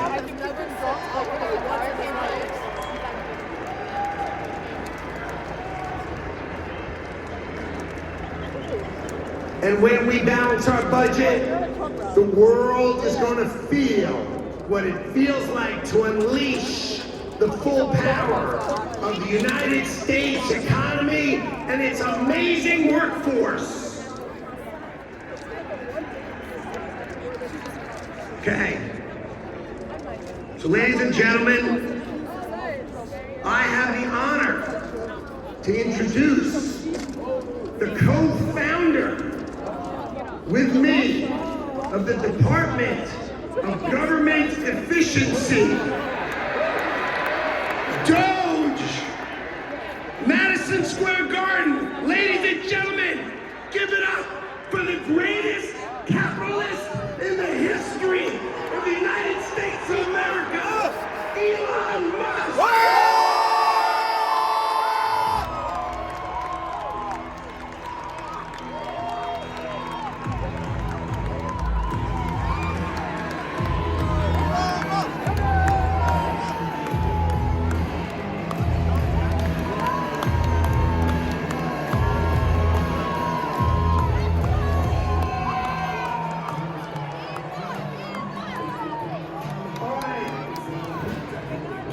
As you can see,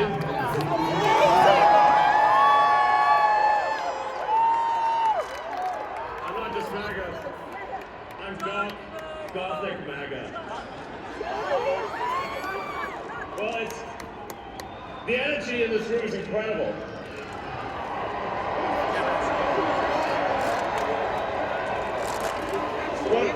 What a great group of people. All right, I've only got one question for you, and then I'm getting out of here, because this is your stage. But we set up Doge. Yes. How much do you think we can rip out of this wasted $6.5 trillion Harris-Biden budget? Well, I think we've given at least $2 trillion. Yeah! $2 trillion. I mean, at the end of the day, you're being taxed. You're being taxed. All government spending is taxation. So whether it's direct taxation or all government spending, it's either becomes inflation or it's direct taxation. Your money is being wasted, and the Department of Government Efficiency is going to fix that. We're going to get the government off your back and out of your pocketbook.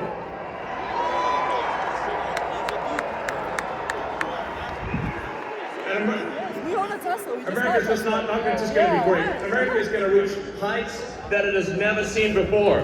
The future is going to be amazing!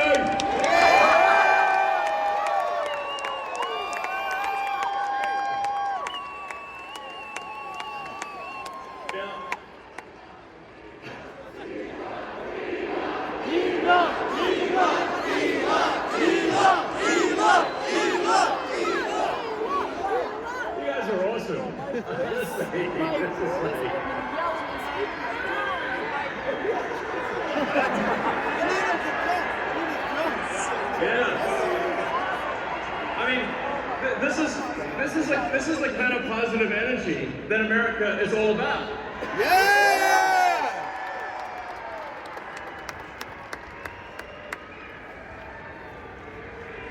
Yeah. USA! USA! USA! USA!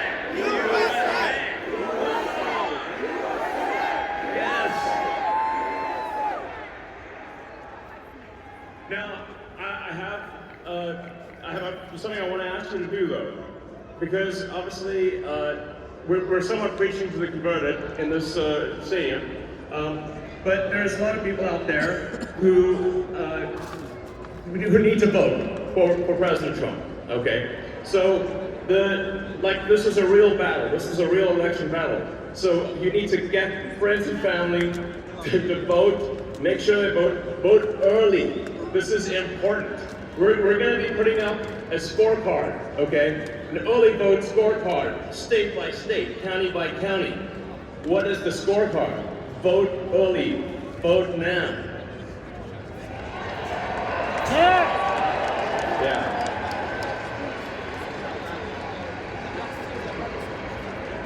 Make the margin of victory so big that you know what can't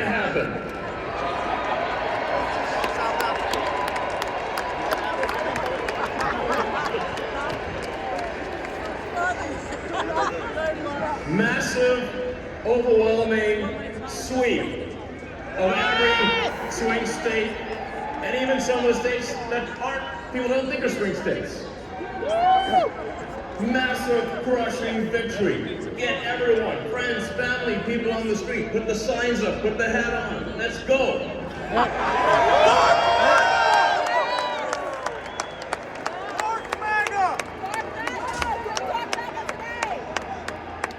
And with that, it is my honor to introduce the First Lady, Melania Trump.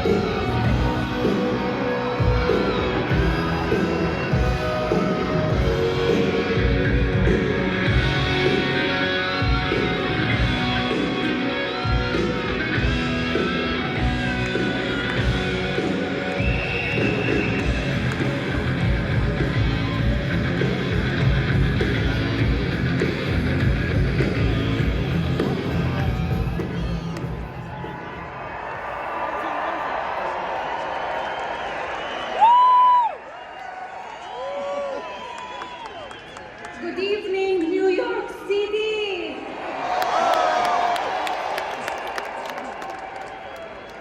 Hello, Madison Square Garden. Our hometown, where architectural symbols of strength, courage, and unity create a canvas for the world's undisputed capital of industry. Where titans of finance, fashion, and entertainment convene among an iconic range of superior design, structures, and artistic accomplishments.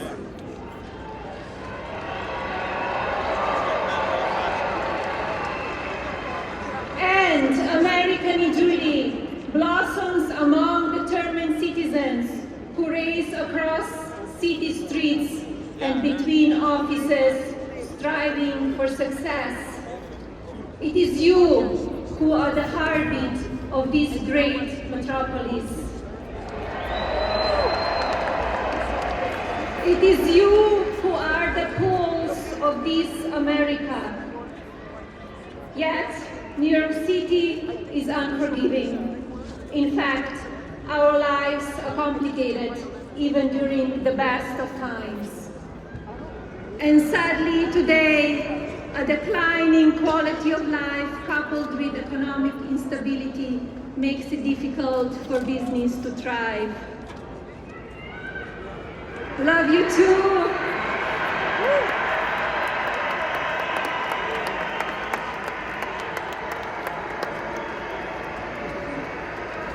Crime is on the rise, while public safety diminishes, creating an environment where families with young children choose to relocate. And this story repeats itself from coast to coast across our nation. This is America. Yeah, exactly. For generations, this town has produced America's most fearless leaders, whose mark changed the course of the world. New York City and America needs their magic back.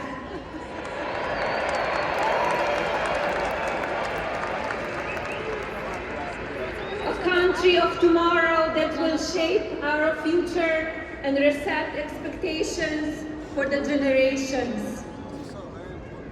Envision a wonderful America where the seeds of security, prosperity, and health are sown once again for benefit of our families.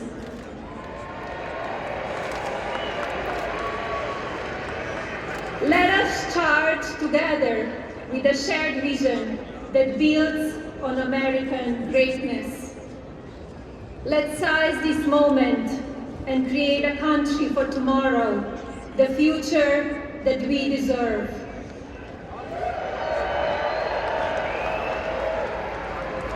And now,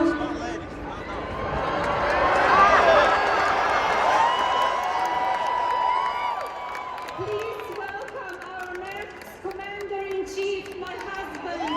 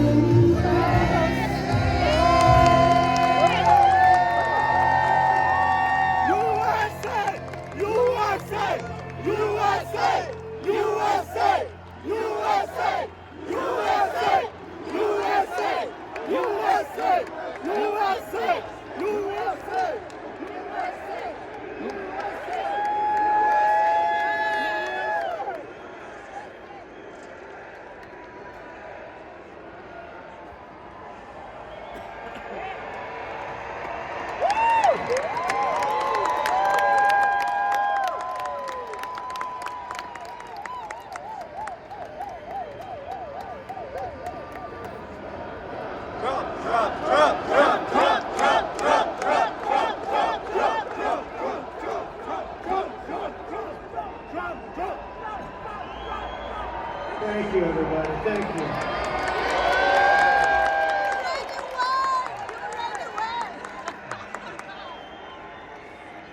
you very much, everybody.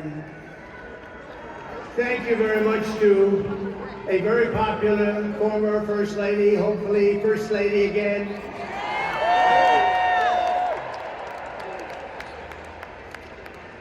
And I just want to say a very big hello to a special place, New York, and to an incredible arena, Madison Square Garden. Incredible.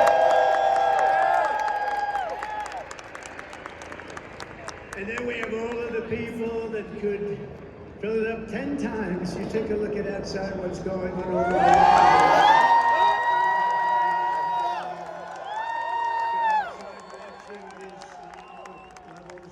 Nobody's ever seen before. They've never had it. And I want to thank Jim Dolan. He's been incredible. He's been just incredible. The job they've done. Thank you. But I'm thrilled to be back in the city I love, and thousands of proud, hard-working American patriots. You're with me. We're all together. We've always been together. And I'd like to begin by asking a very simple question. Are you better off now than you were 4 years ago? No! I'm here today with a message of hope for all Americans.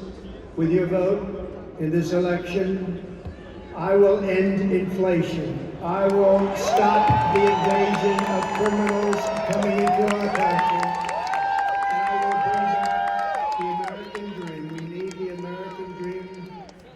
To come back home. Our country will be bigger, better, bolder, richer, safer, and stronger than ever before.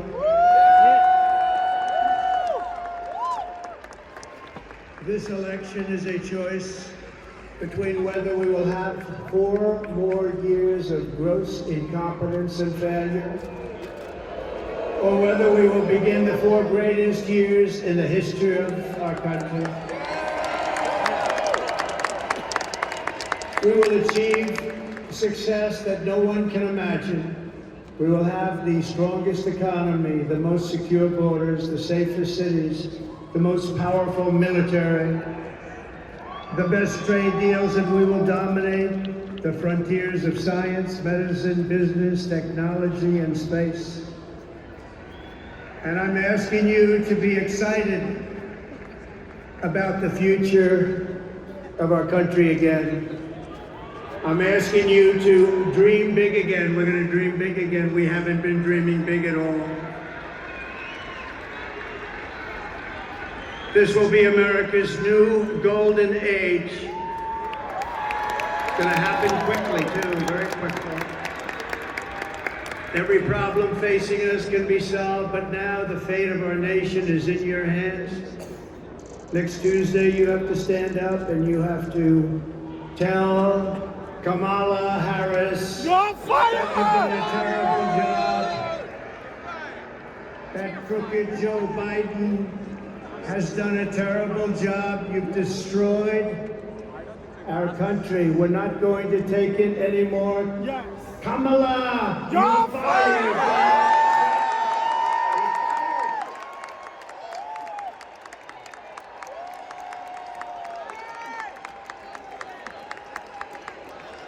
Early voting is underway in every swing state, and we are setting all-time records. USA! I don't want to talk about it. But we have to keep it going. We've got to get out and vote. We just have to get out. And who would have thought this was going to happen? We're leading in every swing state.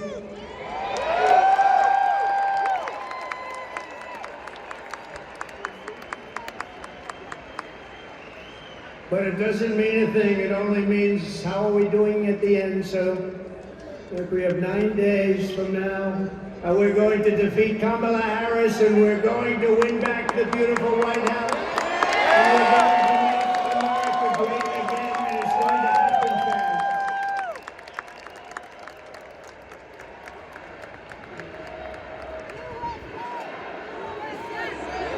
Thank you. USA! USA! USA! USA! USA!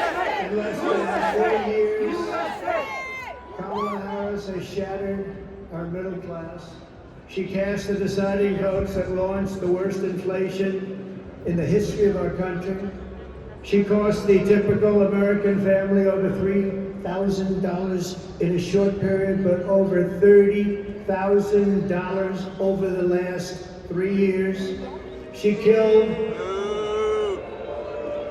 50,000 manufacturing jobs this year alone.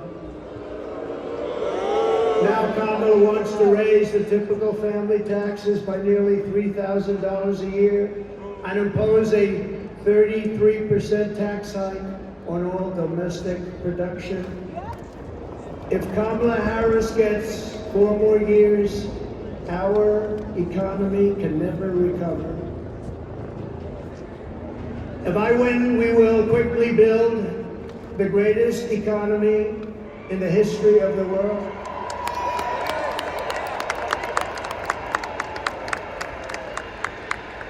Which is what we had in our last term. We will rapidly defeat inflation, and we will very simply make America affordable again. We're going to make it affordable.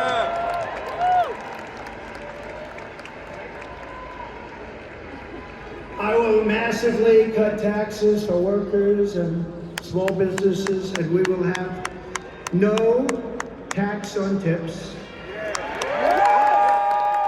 No tax on overtime. And no tax on Social Security benefits for our children.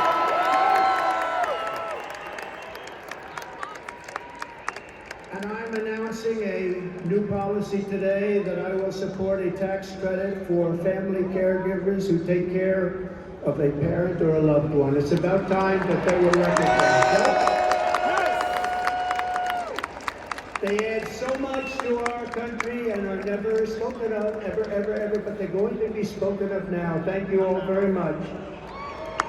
I'll also make interest on car loans fully tax deductible. Yes! Yeah! But only for cars made in America. Yeah!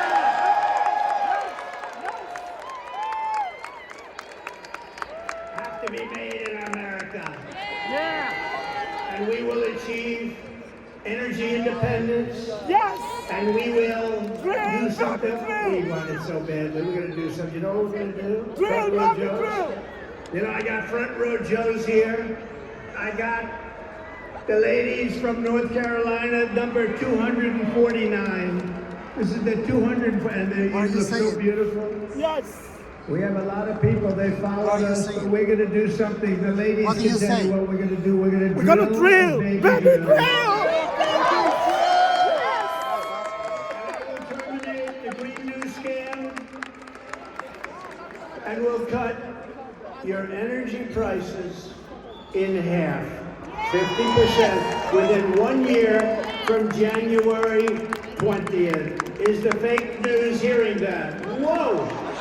Look how much, wow, that's a lot of fake news. That is a lot of fake news. Look at that. Wow. That's got to be a record, Mr. Speaker. I think that's a record.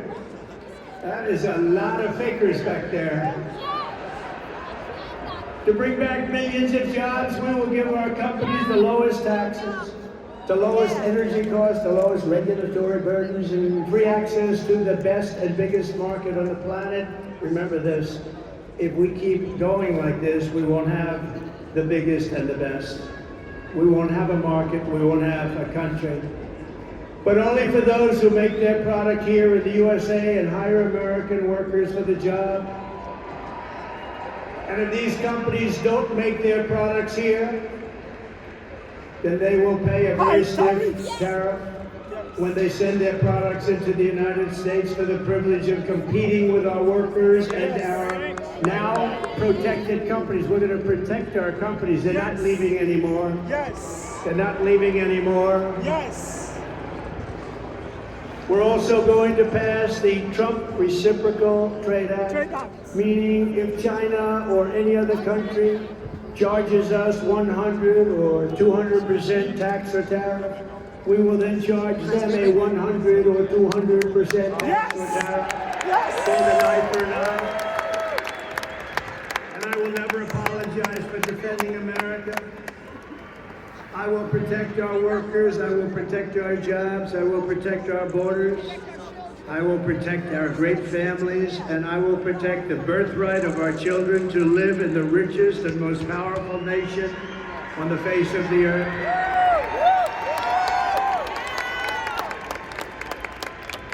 As we rescue our economy, I will also restore our borders. There's never been anything. It's bigger than inflation. It's bigger than the economy. What they're doing to our country, they're allowing criminals from all over the world to enter our country. Over the past 4 years, Kamala Harris has orchestrated the most egregious betrayal that any leader in American history has ever inflicted upon our people.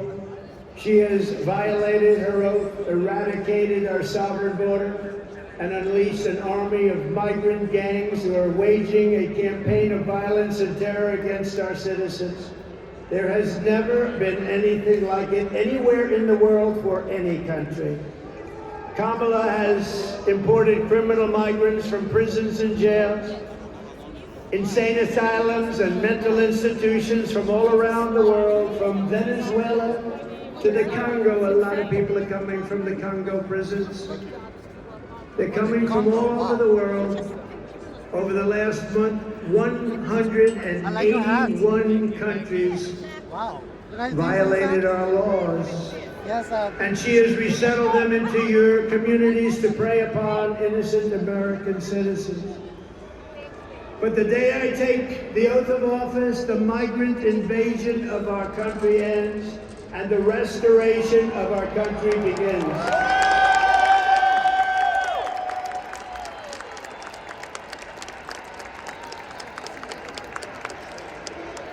One of the deadliest and most vicious migrant gangs that Kamala has imported into our country is the savage Venezuelan prison gang. Nice group of people. They got together in prison, the worst prison in the world, they say. It's called Tren de Aragua. And that is taking over apartment complexes and unleashing a violent killing spree all over America, and especially in Colorado, where we have a governor who's petrified of them, and maybe he should be. But now they've even taken over Times Square. Take a look.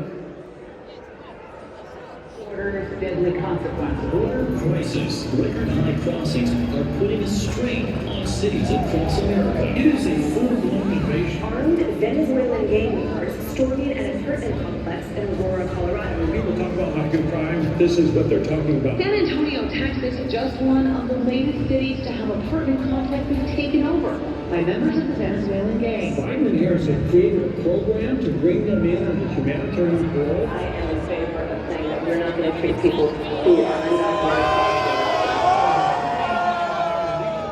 Convicted of murder have been released into the United States.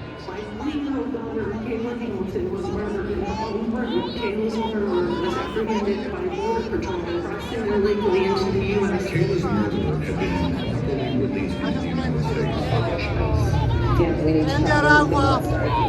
More than a dozen people suspected of being in the Aragua gang members right here in San Antonio. The gang members have been terrorizing the apartment complex. New details of the murder of Lincoln Riley. Illinois who compensates committed to heinous murder within Venezuelan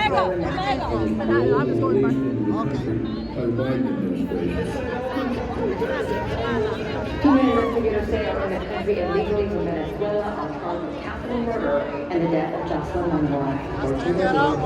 Wrapped his arms around Jocelyn's neck, took off her pants, and climbed on top of her. They strangled Jocelyn to death, and they're tied up from hands and feet. Court documents suggest a group of men arrested for beating and robbing a Dallas woman last month are members of a Venezuelan street gang. The men threatened to cut off her fingers if she did not cooperate. Manuel Hernandez was booked by Coffeyville police just 2 days earlier. and released the day before the robbery. A Peruvian gallery Kamala, y así quiere ganar. Así quiere ganar, Kamala. Texas, then released into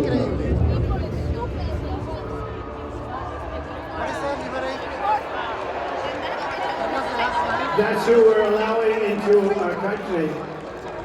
You know, we're not going to have a country any longer. That's who we're allowing in.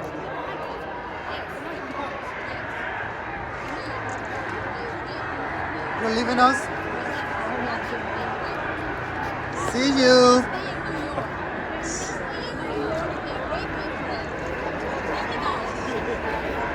The United States is now an occupied country, but it will soon be an occupied country no longer. Not going to be happening. Not going to be happening. November 5th, 2024, 9 days from now, will be Liberation Day in America. It's going to be Liberation Day. On day one, I will launch the largest deportation program in American history to get the criminals out.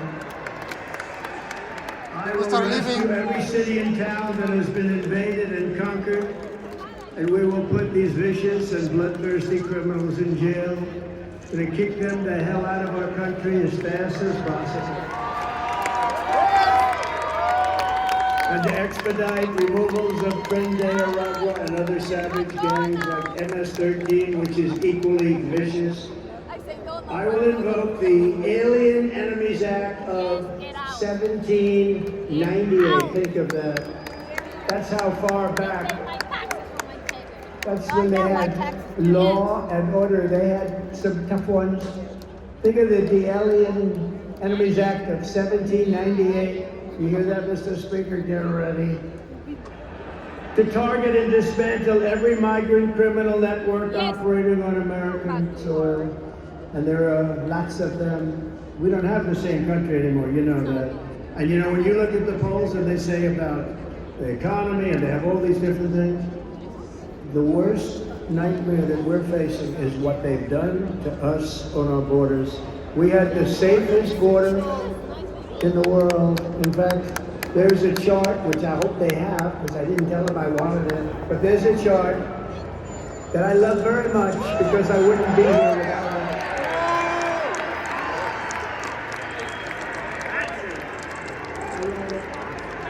I'm in love with it.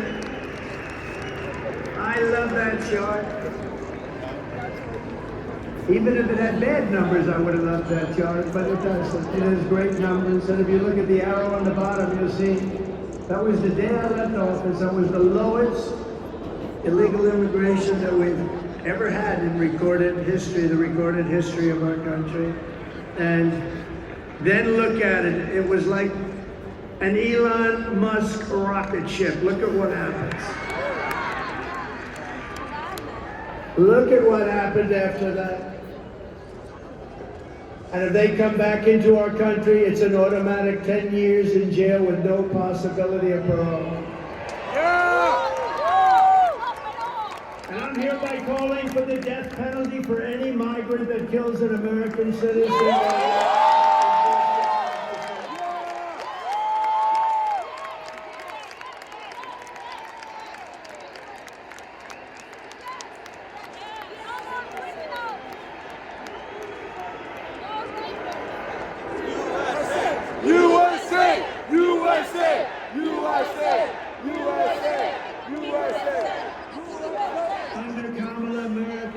Sanctuary for criminals and for illegal aliens that are in our country illegally. I will immediately ban all sanctuary cities in the United States.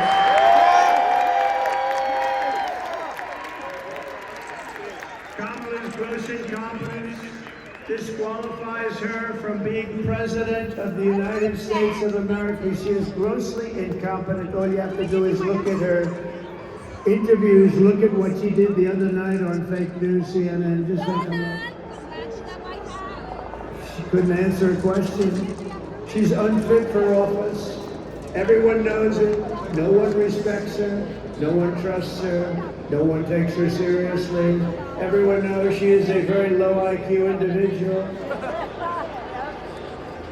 From humiliating our country in Afghanistan to the war in Ukraine, to the nightmare on our border, to her inflation catastrophe, all done in conjunction with Sleepy Joe.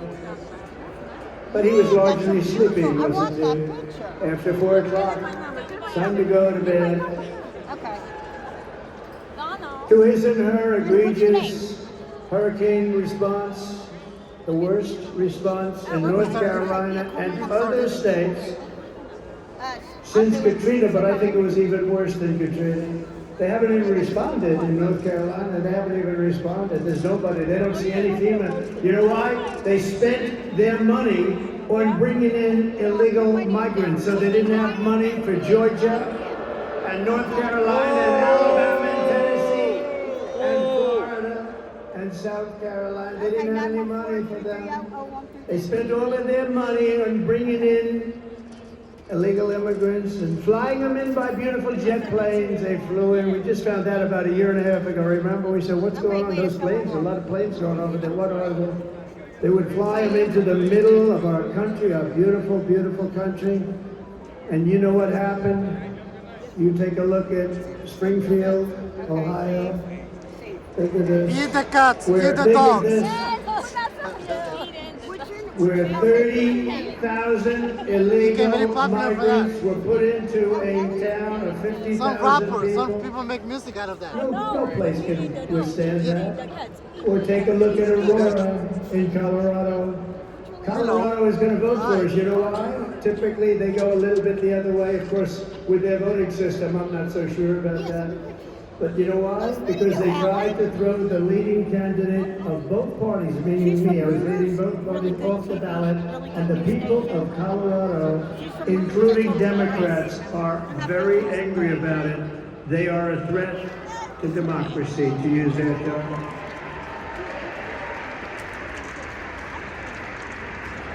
Isn't it nice to have somebody that's your president that doesn't need a teleprompter? We haven't been on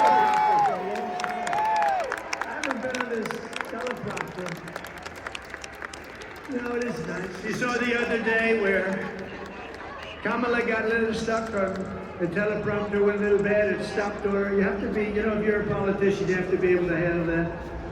Remember? You have to do the weave, he says. You got to do more than the weave. But it happens a lot as a politician. It happens. I mean, we have so many politicians here, great ones. Really good, because some are not so good, but great ones. And when Newt, or when the Speaker, or when Tommy Tuberville, who's here someplace, a great senator from Alabama, or when any one of our literally 75, by the way, should I introduce all of them by name? I should. Should I? No? Yeah? I don't know. It's a lot. Speaker, should I? I don't know. Will they be angry? Yeah, they will. It's a lot of introducing, right? Let's keep going with this speech, huh? But you know, when you have when you're in this profession, I have a friend who wanted to come in, and I said, you like speaking? Well, I do, but I have a great fear of speaking. I said, don't be a politician. If you have a fear of speaking, don't be a politician. But one thing you have to know is that no matter how good your people are that operate this machinery, it's going to break, and you're going to be out there all by yourself a lot, and you got to be able to do so. 3 weeks ago, she was saying there was only 32 days left, right? And she's reading and like, there's 32 days, and it stopped. And she went, there's 32 days. 32. 32, and I was watching. He said, this isn't pretty. 32. She was gone, and then, damn it kicked back on. She was gone. We've had it. Happens a lot. And don't forget, we had all those people back there. Now, they don't talk about her.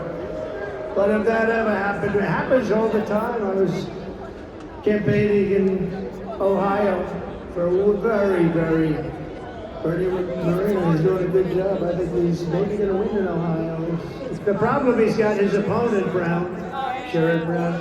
He's taking ads in like he's my best friend. He never votes for me. He's not my best friend. Ohio's been very friendly to Trump. We win it all the time by a landslide. Diana! Diana! Diana!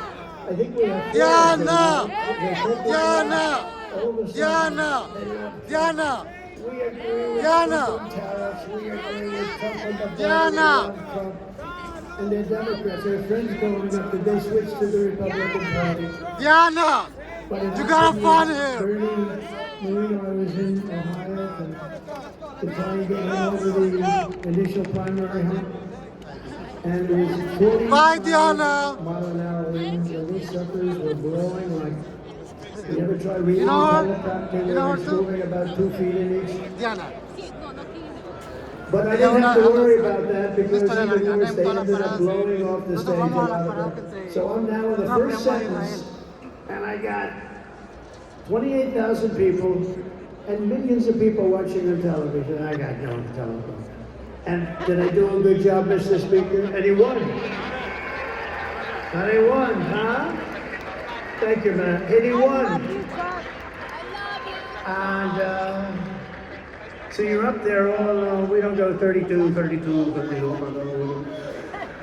Kamala Harris is a train wreck who is destroying everything in her path. To make her president would be a gamble with the lives of millions and millions of people.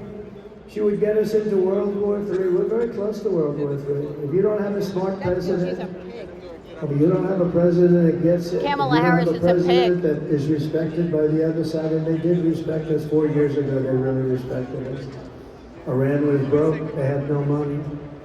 Russia wouldn't have played with us at all. Russia would have never gone into Ukraine. What news organization Israel, are you October affiliated 7th would never, ever have happened. It's a German newspaper. All those people... Are you guys conservative or liberal? I'm not German, I actually don't know. No. But if you don't have a president that gets it, you know what else you wouldn't have had? You wouldn't have had the most embarrassing day in the history of our country, in my opinion, Afghanistan, the way they, not that they got out, we were getting out, but we were going to get out with dignity and strength. They got out, an embarrassment, the likes of which this country has never suffered. And because of that, Putin looked at us and they probably figured we were a paper tiger. And he went into Ukraine, and the rest is history. Would have never happened with us. And you wouldn't have had any inflation. You know, we had the best economy, but we had no inflation. And inflation has destroyed a lot of seniors on fixed income, and a lot of people in this room have been virtually destroyed by inflation. You wouldn't have had inflation. They screwed up our energy, and it went up so much, and then they started spending far too much money on things like the Green scam, which is just a scam, just a complete scam. They actually admitted that, if you think about it. But she would get us into World War III because she's incompetent, can't do the job, unfit for it, and then all of your sons and daughters Brady on BRIEGHTEON.com, but make sure band.video, BANNED.video. Tucker Carlson Network, they're the best. And sometimes, Newsmax, and definitely Infowars. Infowars.com. INFOWARS.com. Thank you.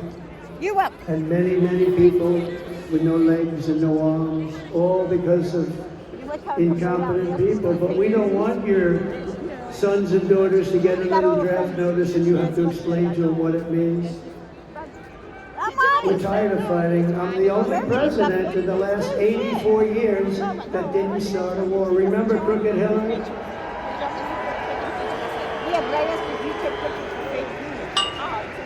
Remember Crooked Hillary Clinton?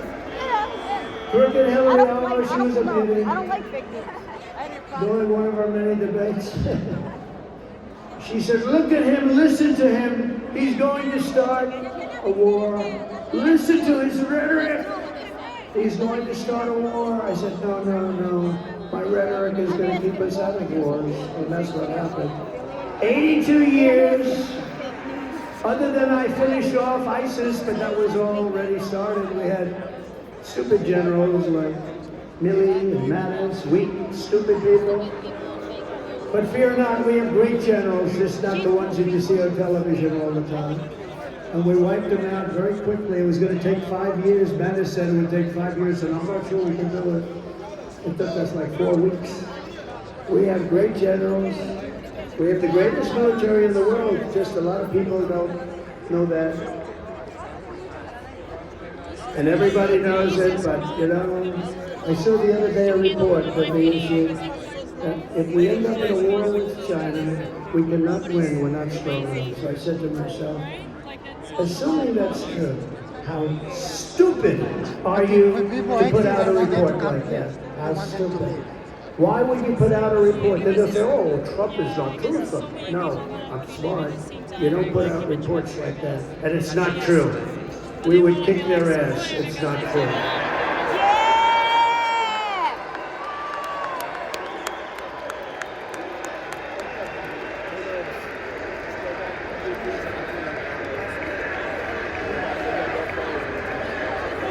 Our enemies are laughing at her.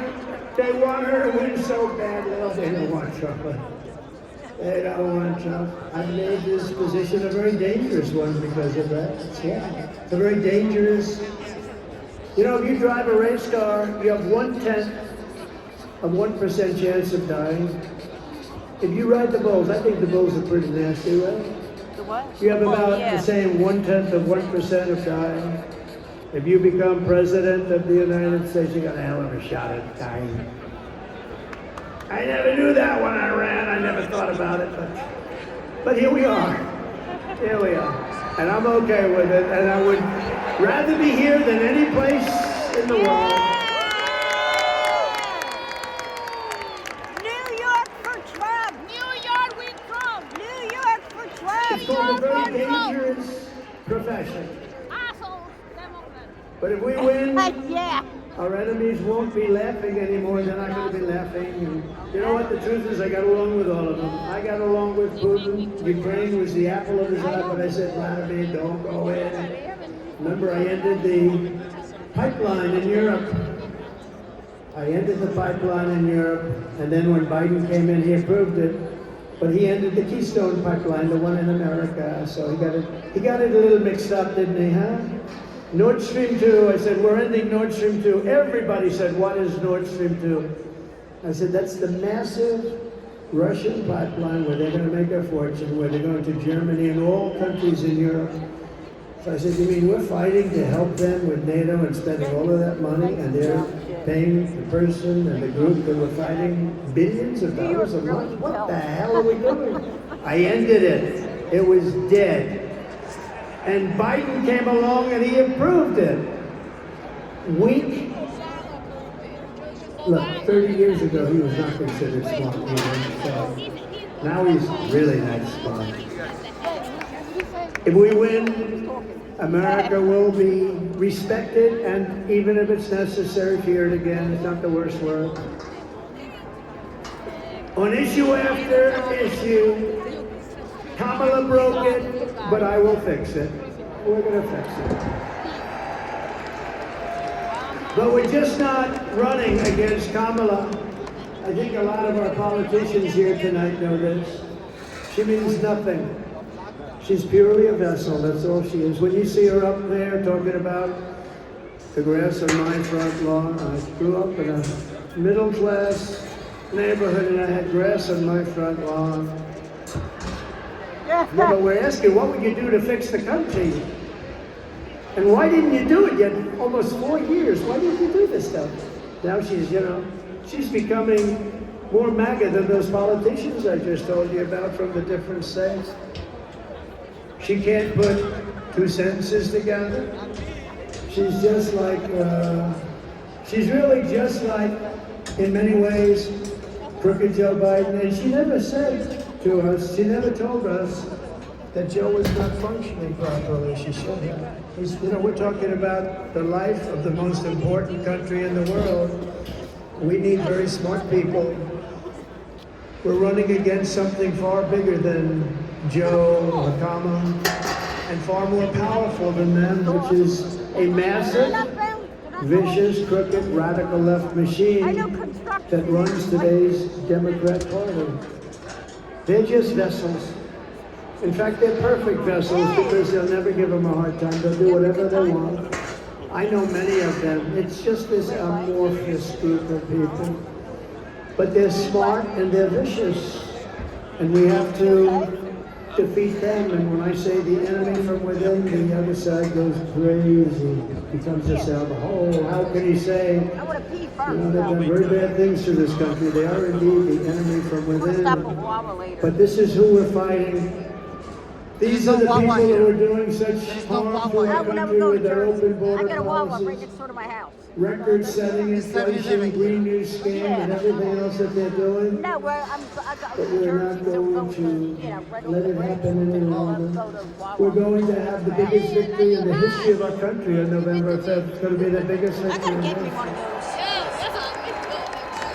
We're going to make America great again, everybody. I'm going to put this on YouTube. On top of it all, Kamala says she would not do one thing differently from Joe Biden, which is totally disqualifying. And you have to remember this. All of the mistakes he made, and you know what maybe is the worst, but they're all so bad. Think of this. 325,000 children are missing, dead, sex slaves or slaves. They came through the open border and they're gone. Their parents will most likely never see them again, almost any of them. Think of the number, 325,000 children are missing or dead. Take a look at this, please. Would you have done something differently than President Biden during the past 4 years?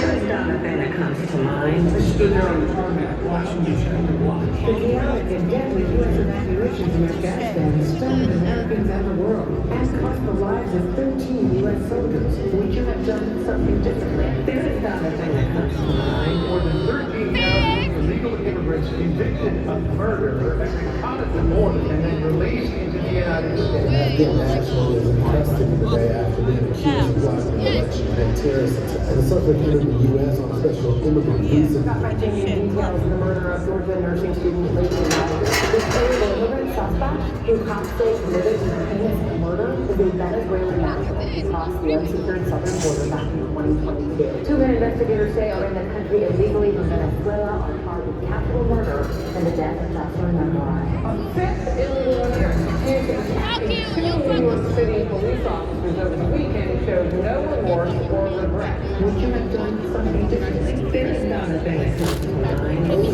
18% of the economy is independent. U.S. inflation has hit a new 40-year high, increasing by 9.1% over the financial year. Authorities say trade day arrival, which is planned to be more than 100 criminal investigations here in the U.S.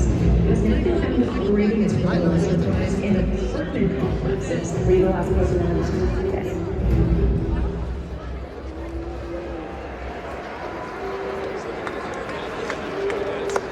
So if you want to end this disaster, you gotta get out and vote. Just go out and vote.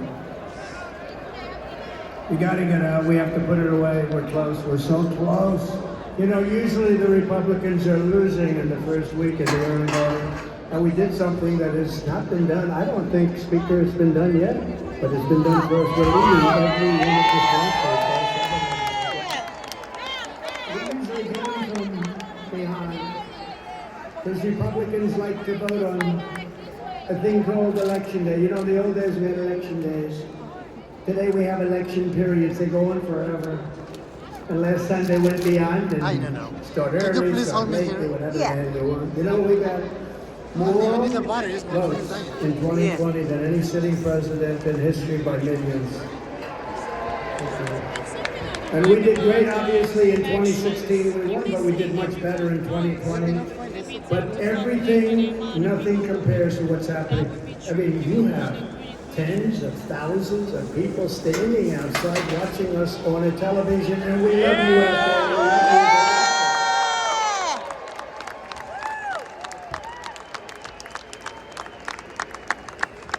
But both of those great races, both of them don't compare to what's happening now. In Florida, we took a massive lead.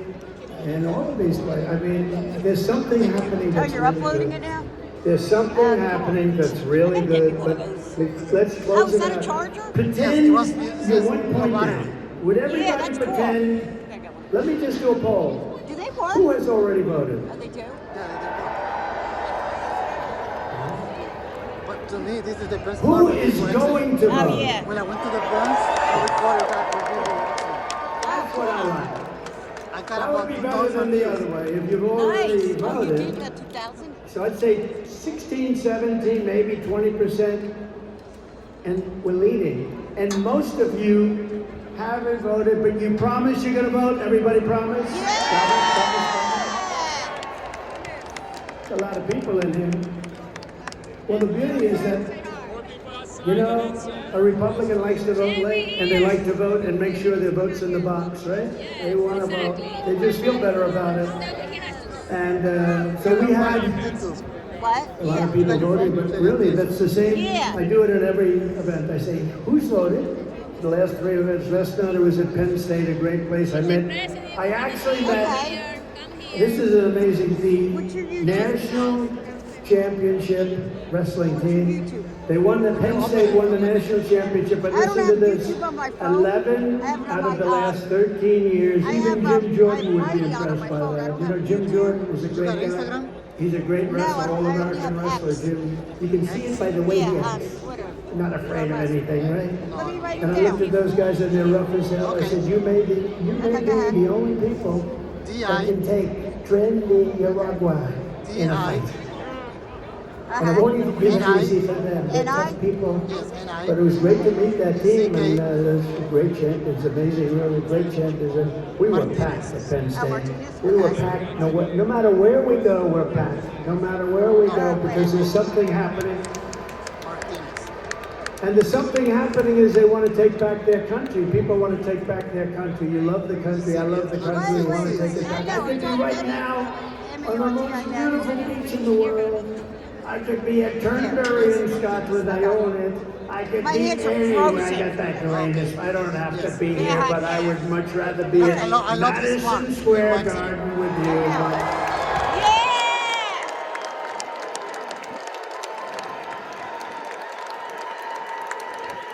So we're thrilled to be joined today by an incredible group of patriots who are going to help us save our country, including our next Vice President, J.D. Vance.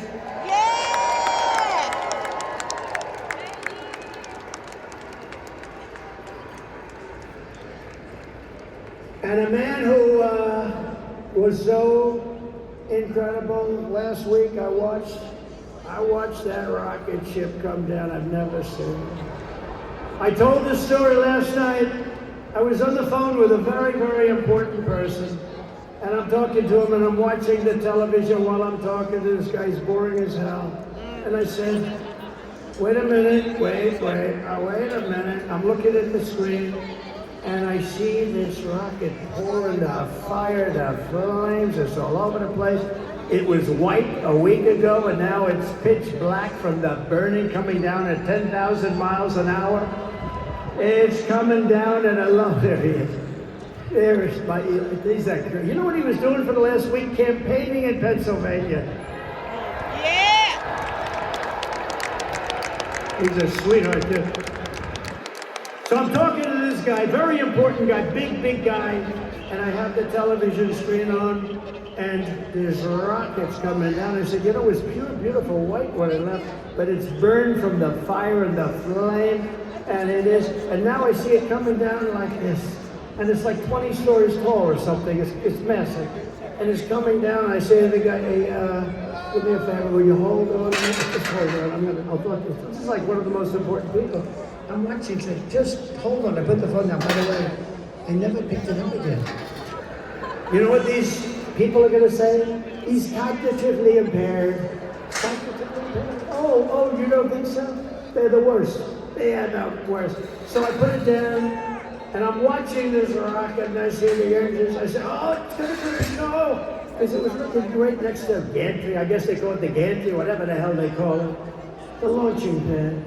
And it's coming down at a bad angle, Elon. I wasn't happy. And I was a little worried. You might have been worried too. I said, oh no, it's not going to be good. And then all of a sudden I saw the flame on the bottom left, and it was ripping. The flame was pouring out of that sucker, and it straightened it out like this. And it came down and it landed, and then it's two of these big, beautiful arms grabbed it and they held it tight. Yeah! And I like the way he tells the story. And I said, I wasn't sure it was a movie. I thought it might be one of these crazy movies. And I said, I got to call Elon. And I called him. I said, Elon, was that you? This is like about 4 minutes after. Was that you? Yeah, that was me. I say, Elon, you're a genius. You are a genius. You are. He is special. He is special. And you know what he wants? I got you on video. I got you on video. Really well run, solidly run, to be run democratically, all the things that everybody in this room wants. And I mean, honestly, he left that pad and he went to Pennsylvania to campaign. Can you believe it? That's awesome. And I asked him, You're gonna be on my YouTube channel. I said, Elon, let me ask you a question. You're gonna be on my YouTube Russia channel. do that? No. Can China do that? No. Can anybody do that other than you? Nobody else can do it. Nobody else can do it. Pretty good. And he said that they won't be able to for 10 years, you said, right? They won't be able to. Come inside so they don't bother you. No, he's amazing. And he's Come inside so they don't bother you. I don't remember him. This is a piece of work.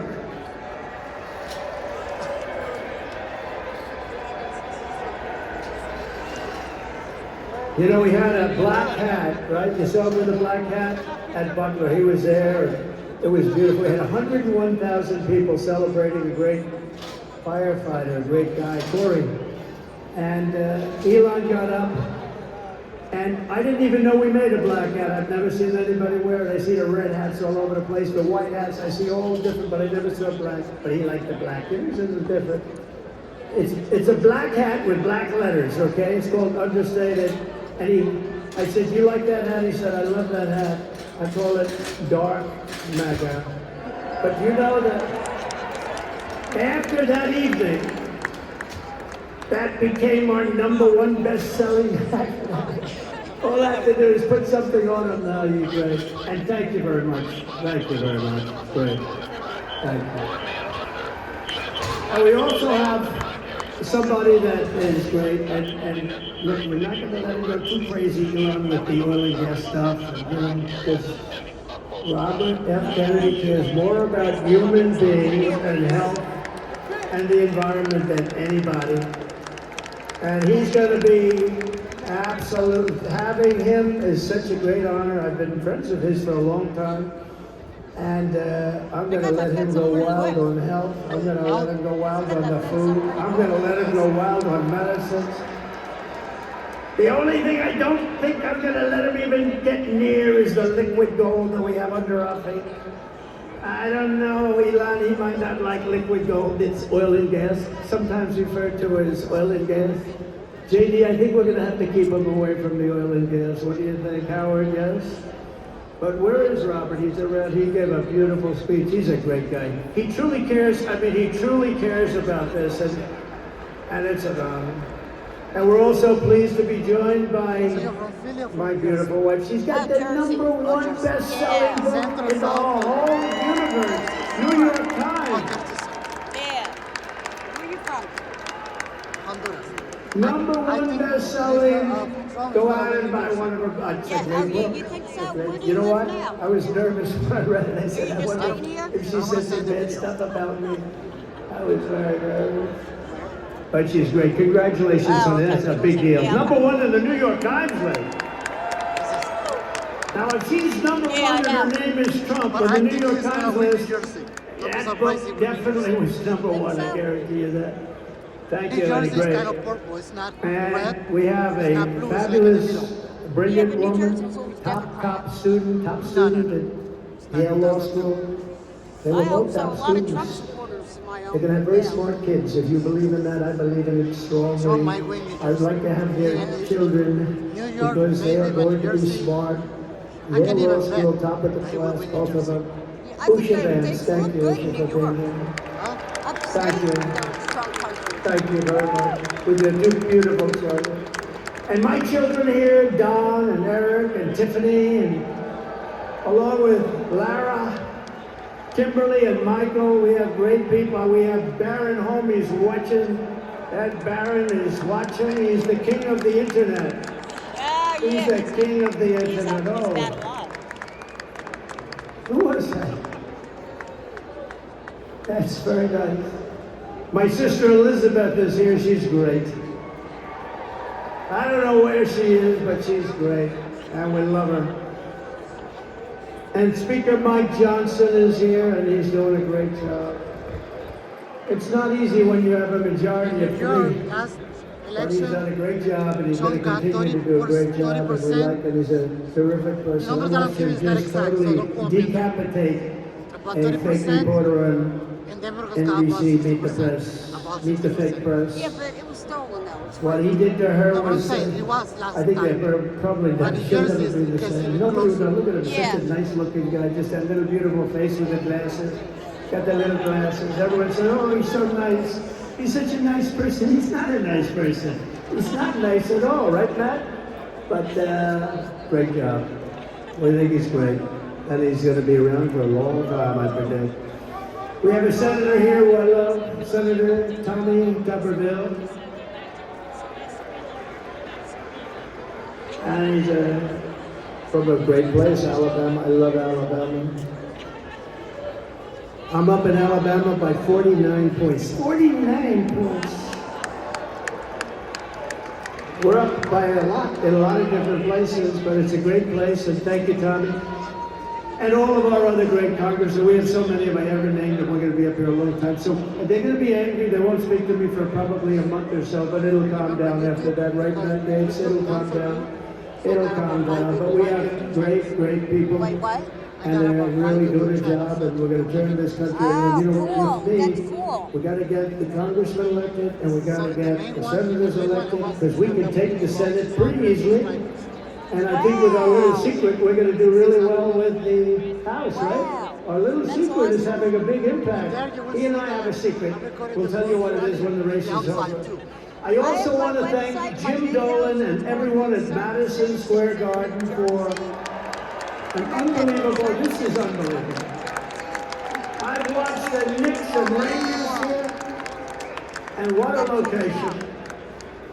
You know, they tried to talk Jim out of this location. We're going to move you to the river. We're going to move you all over the place. And he's tough. He said, I don't know. They offered him all sorts of money. We're going to move Madison. It's a very prime location. We're going to move it to the river. Well, we're right on top of every train like the world or something right here. And he didn't like it that much, but he was over a lot. Man, did he make a good decision. That would have been peanuts compared to the value. But there's no place like Madison Square Garden. Thank you very much to Jim and all of your people.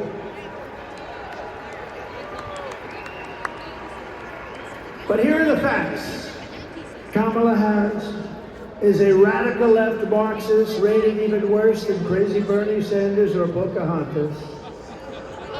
She destroyed our economy. She was an original creator of Defund the Police. Can you believe it? She was one of the originals for Defund the Police. And anybody who wants to defund our great police for even 1 week is not worthy of being president of the United States, because that's where her thinking is.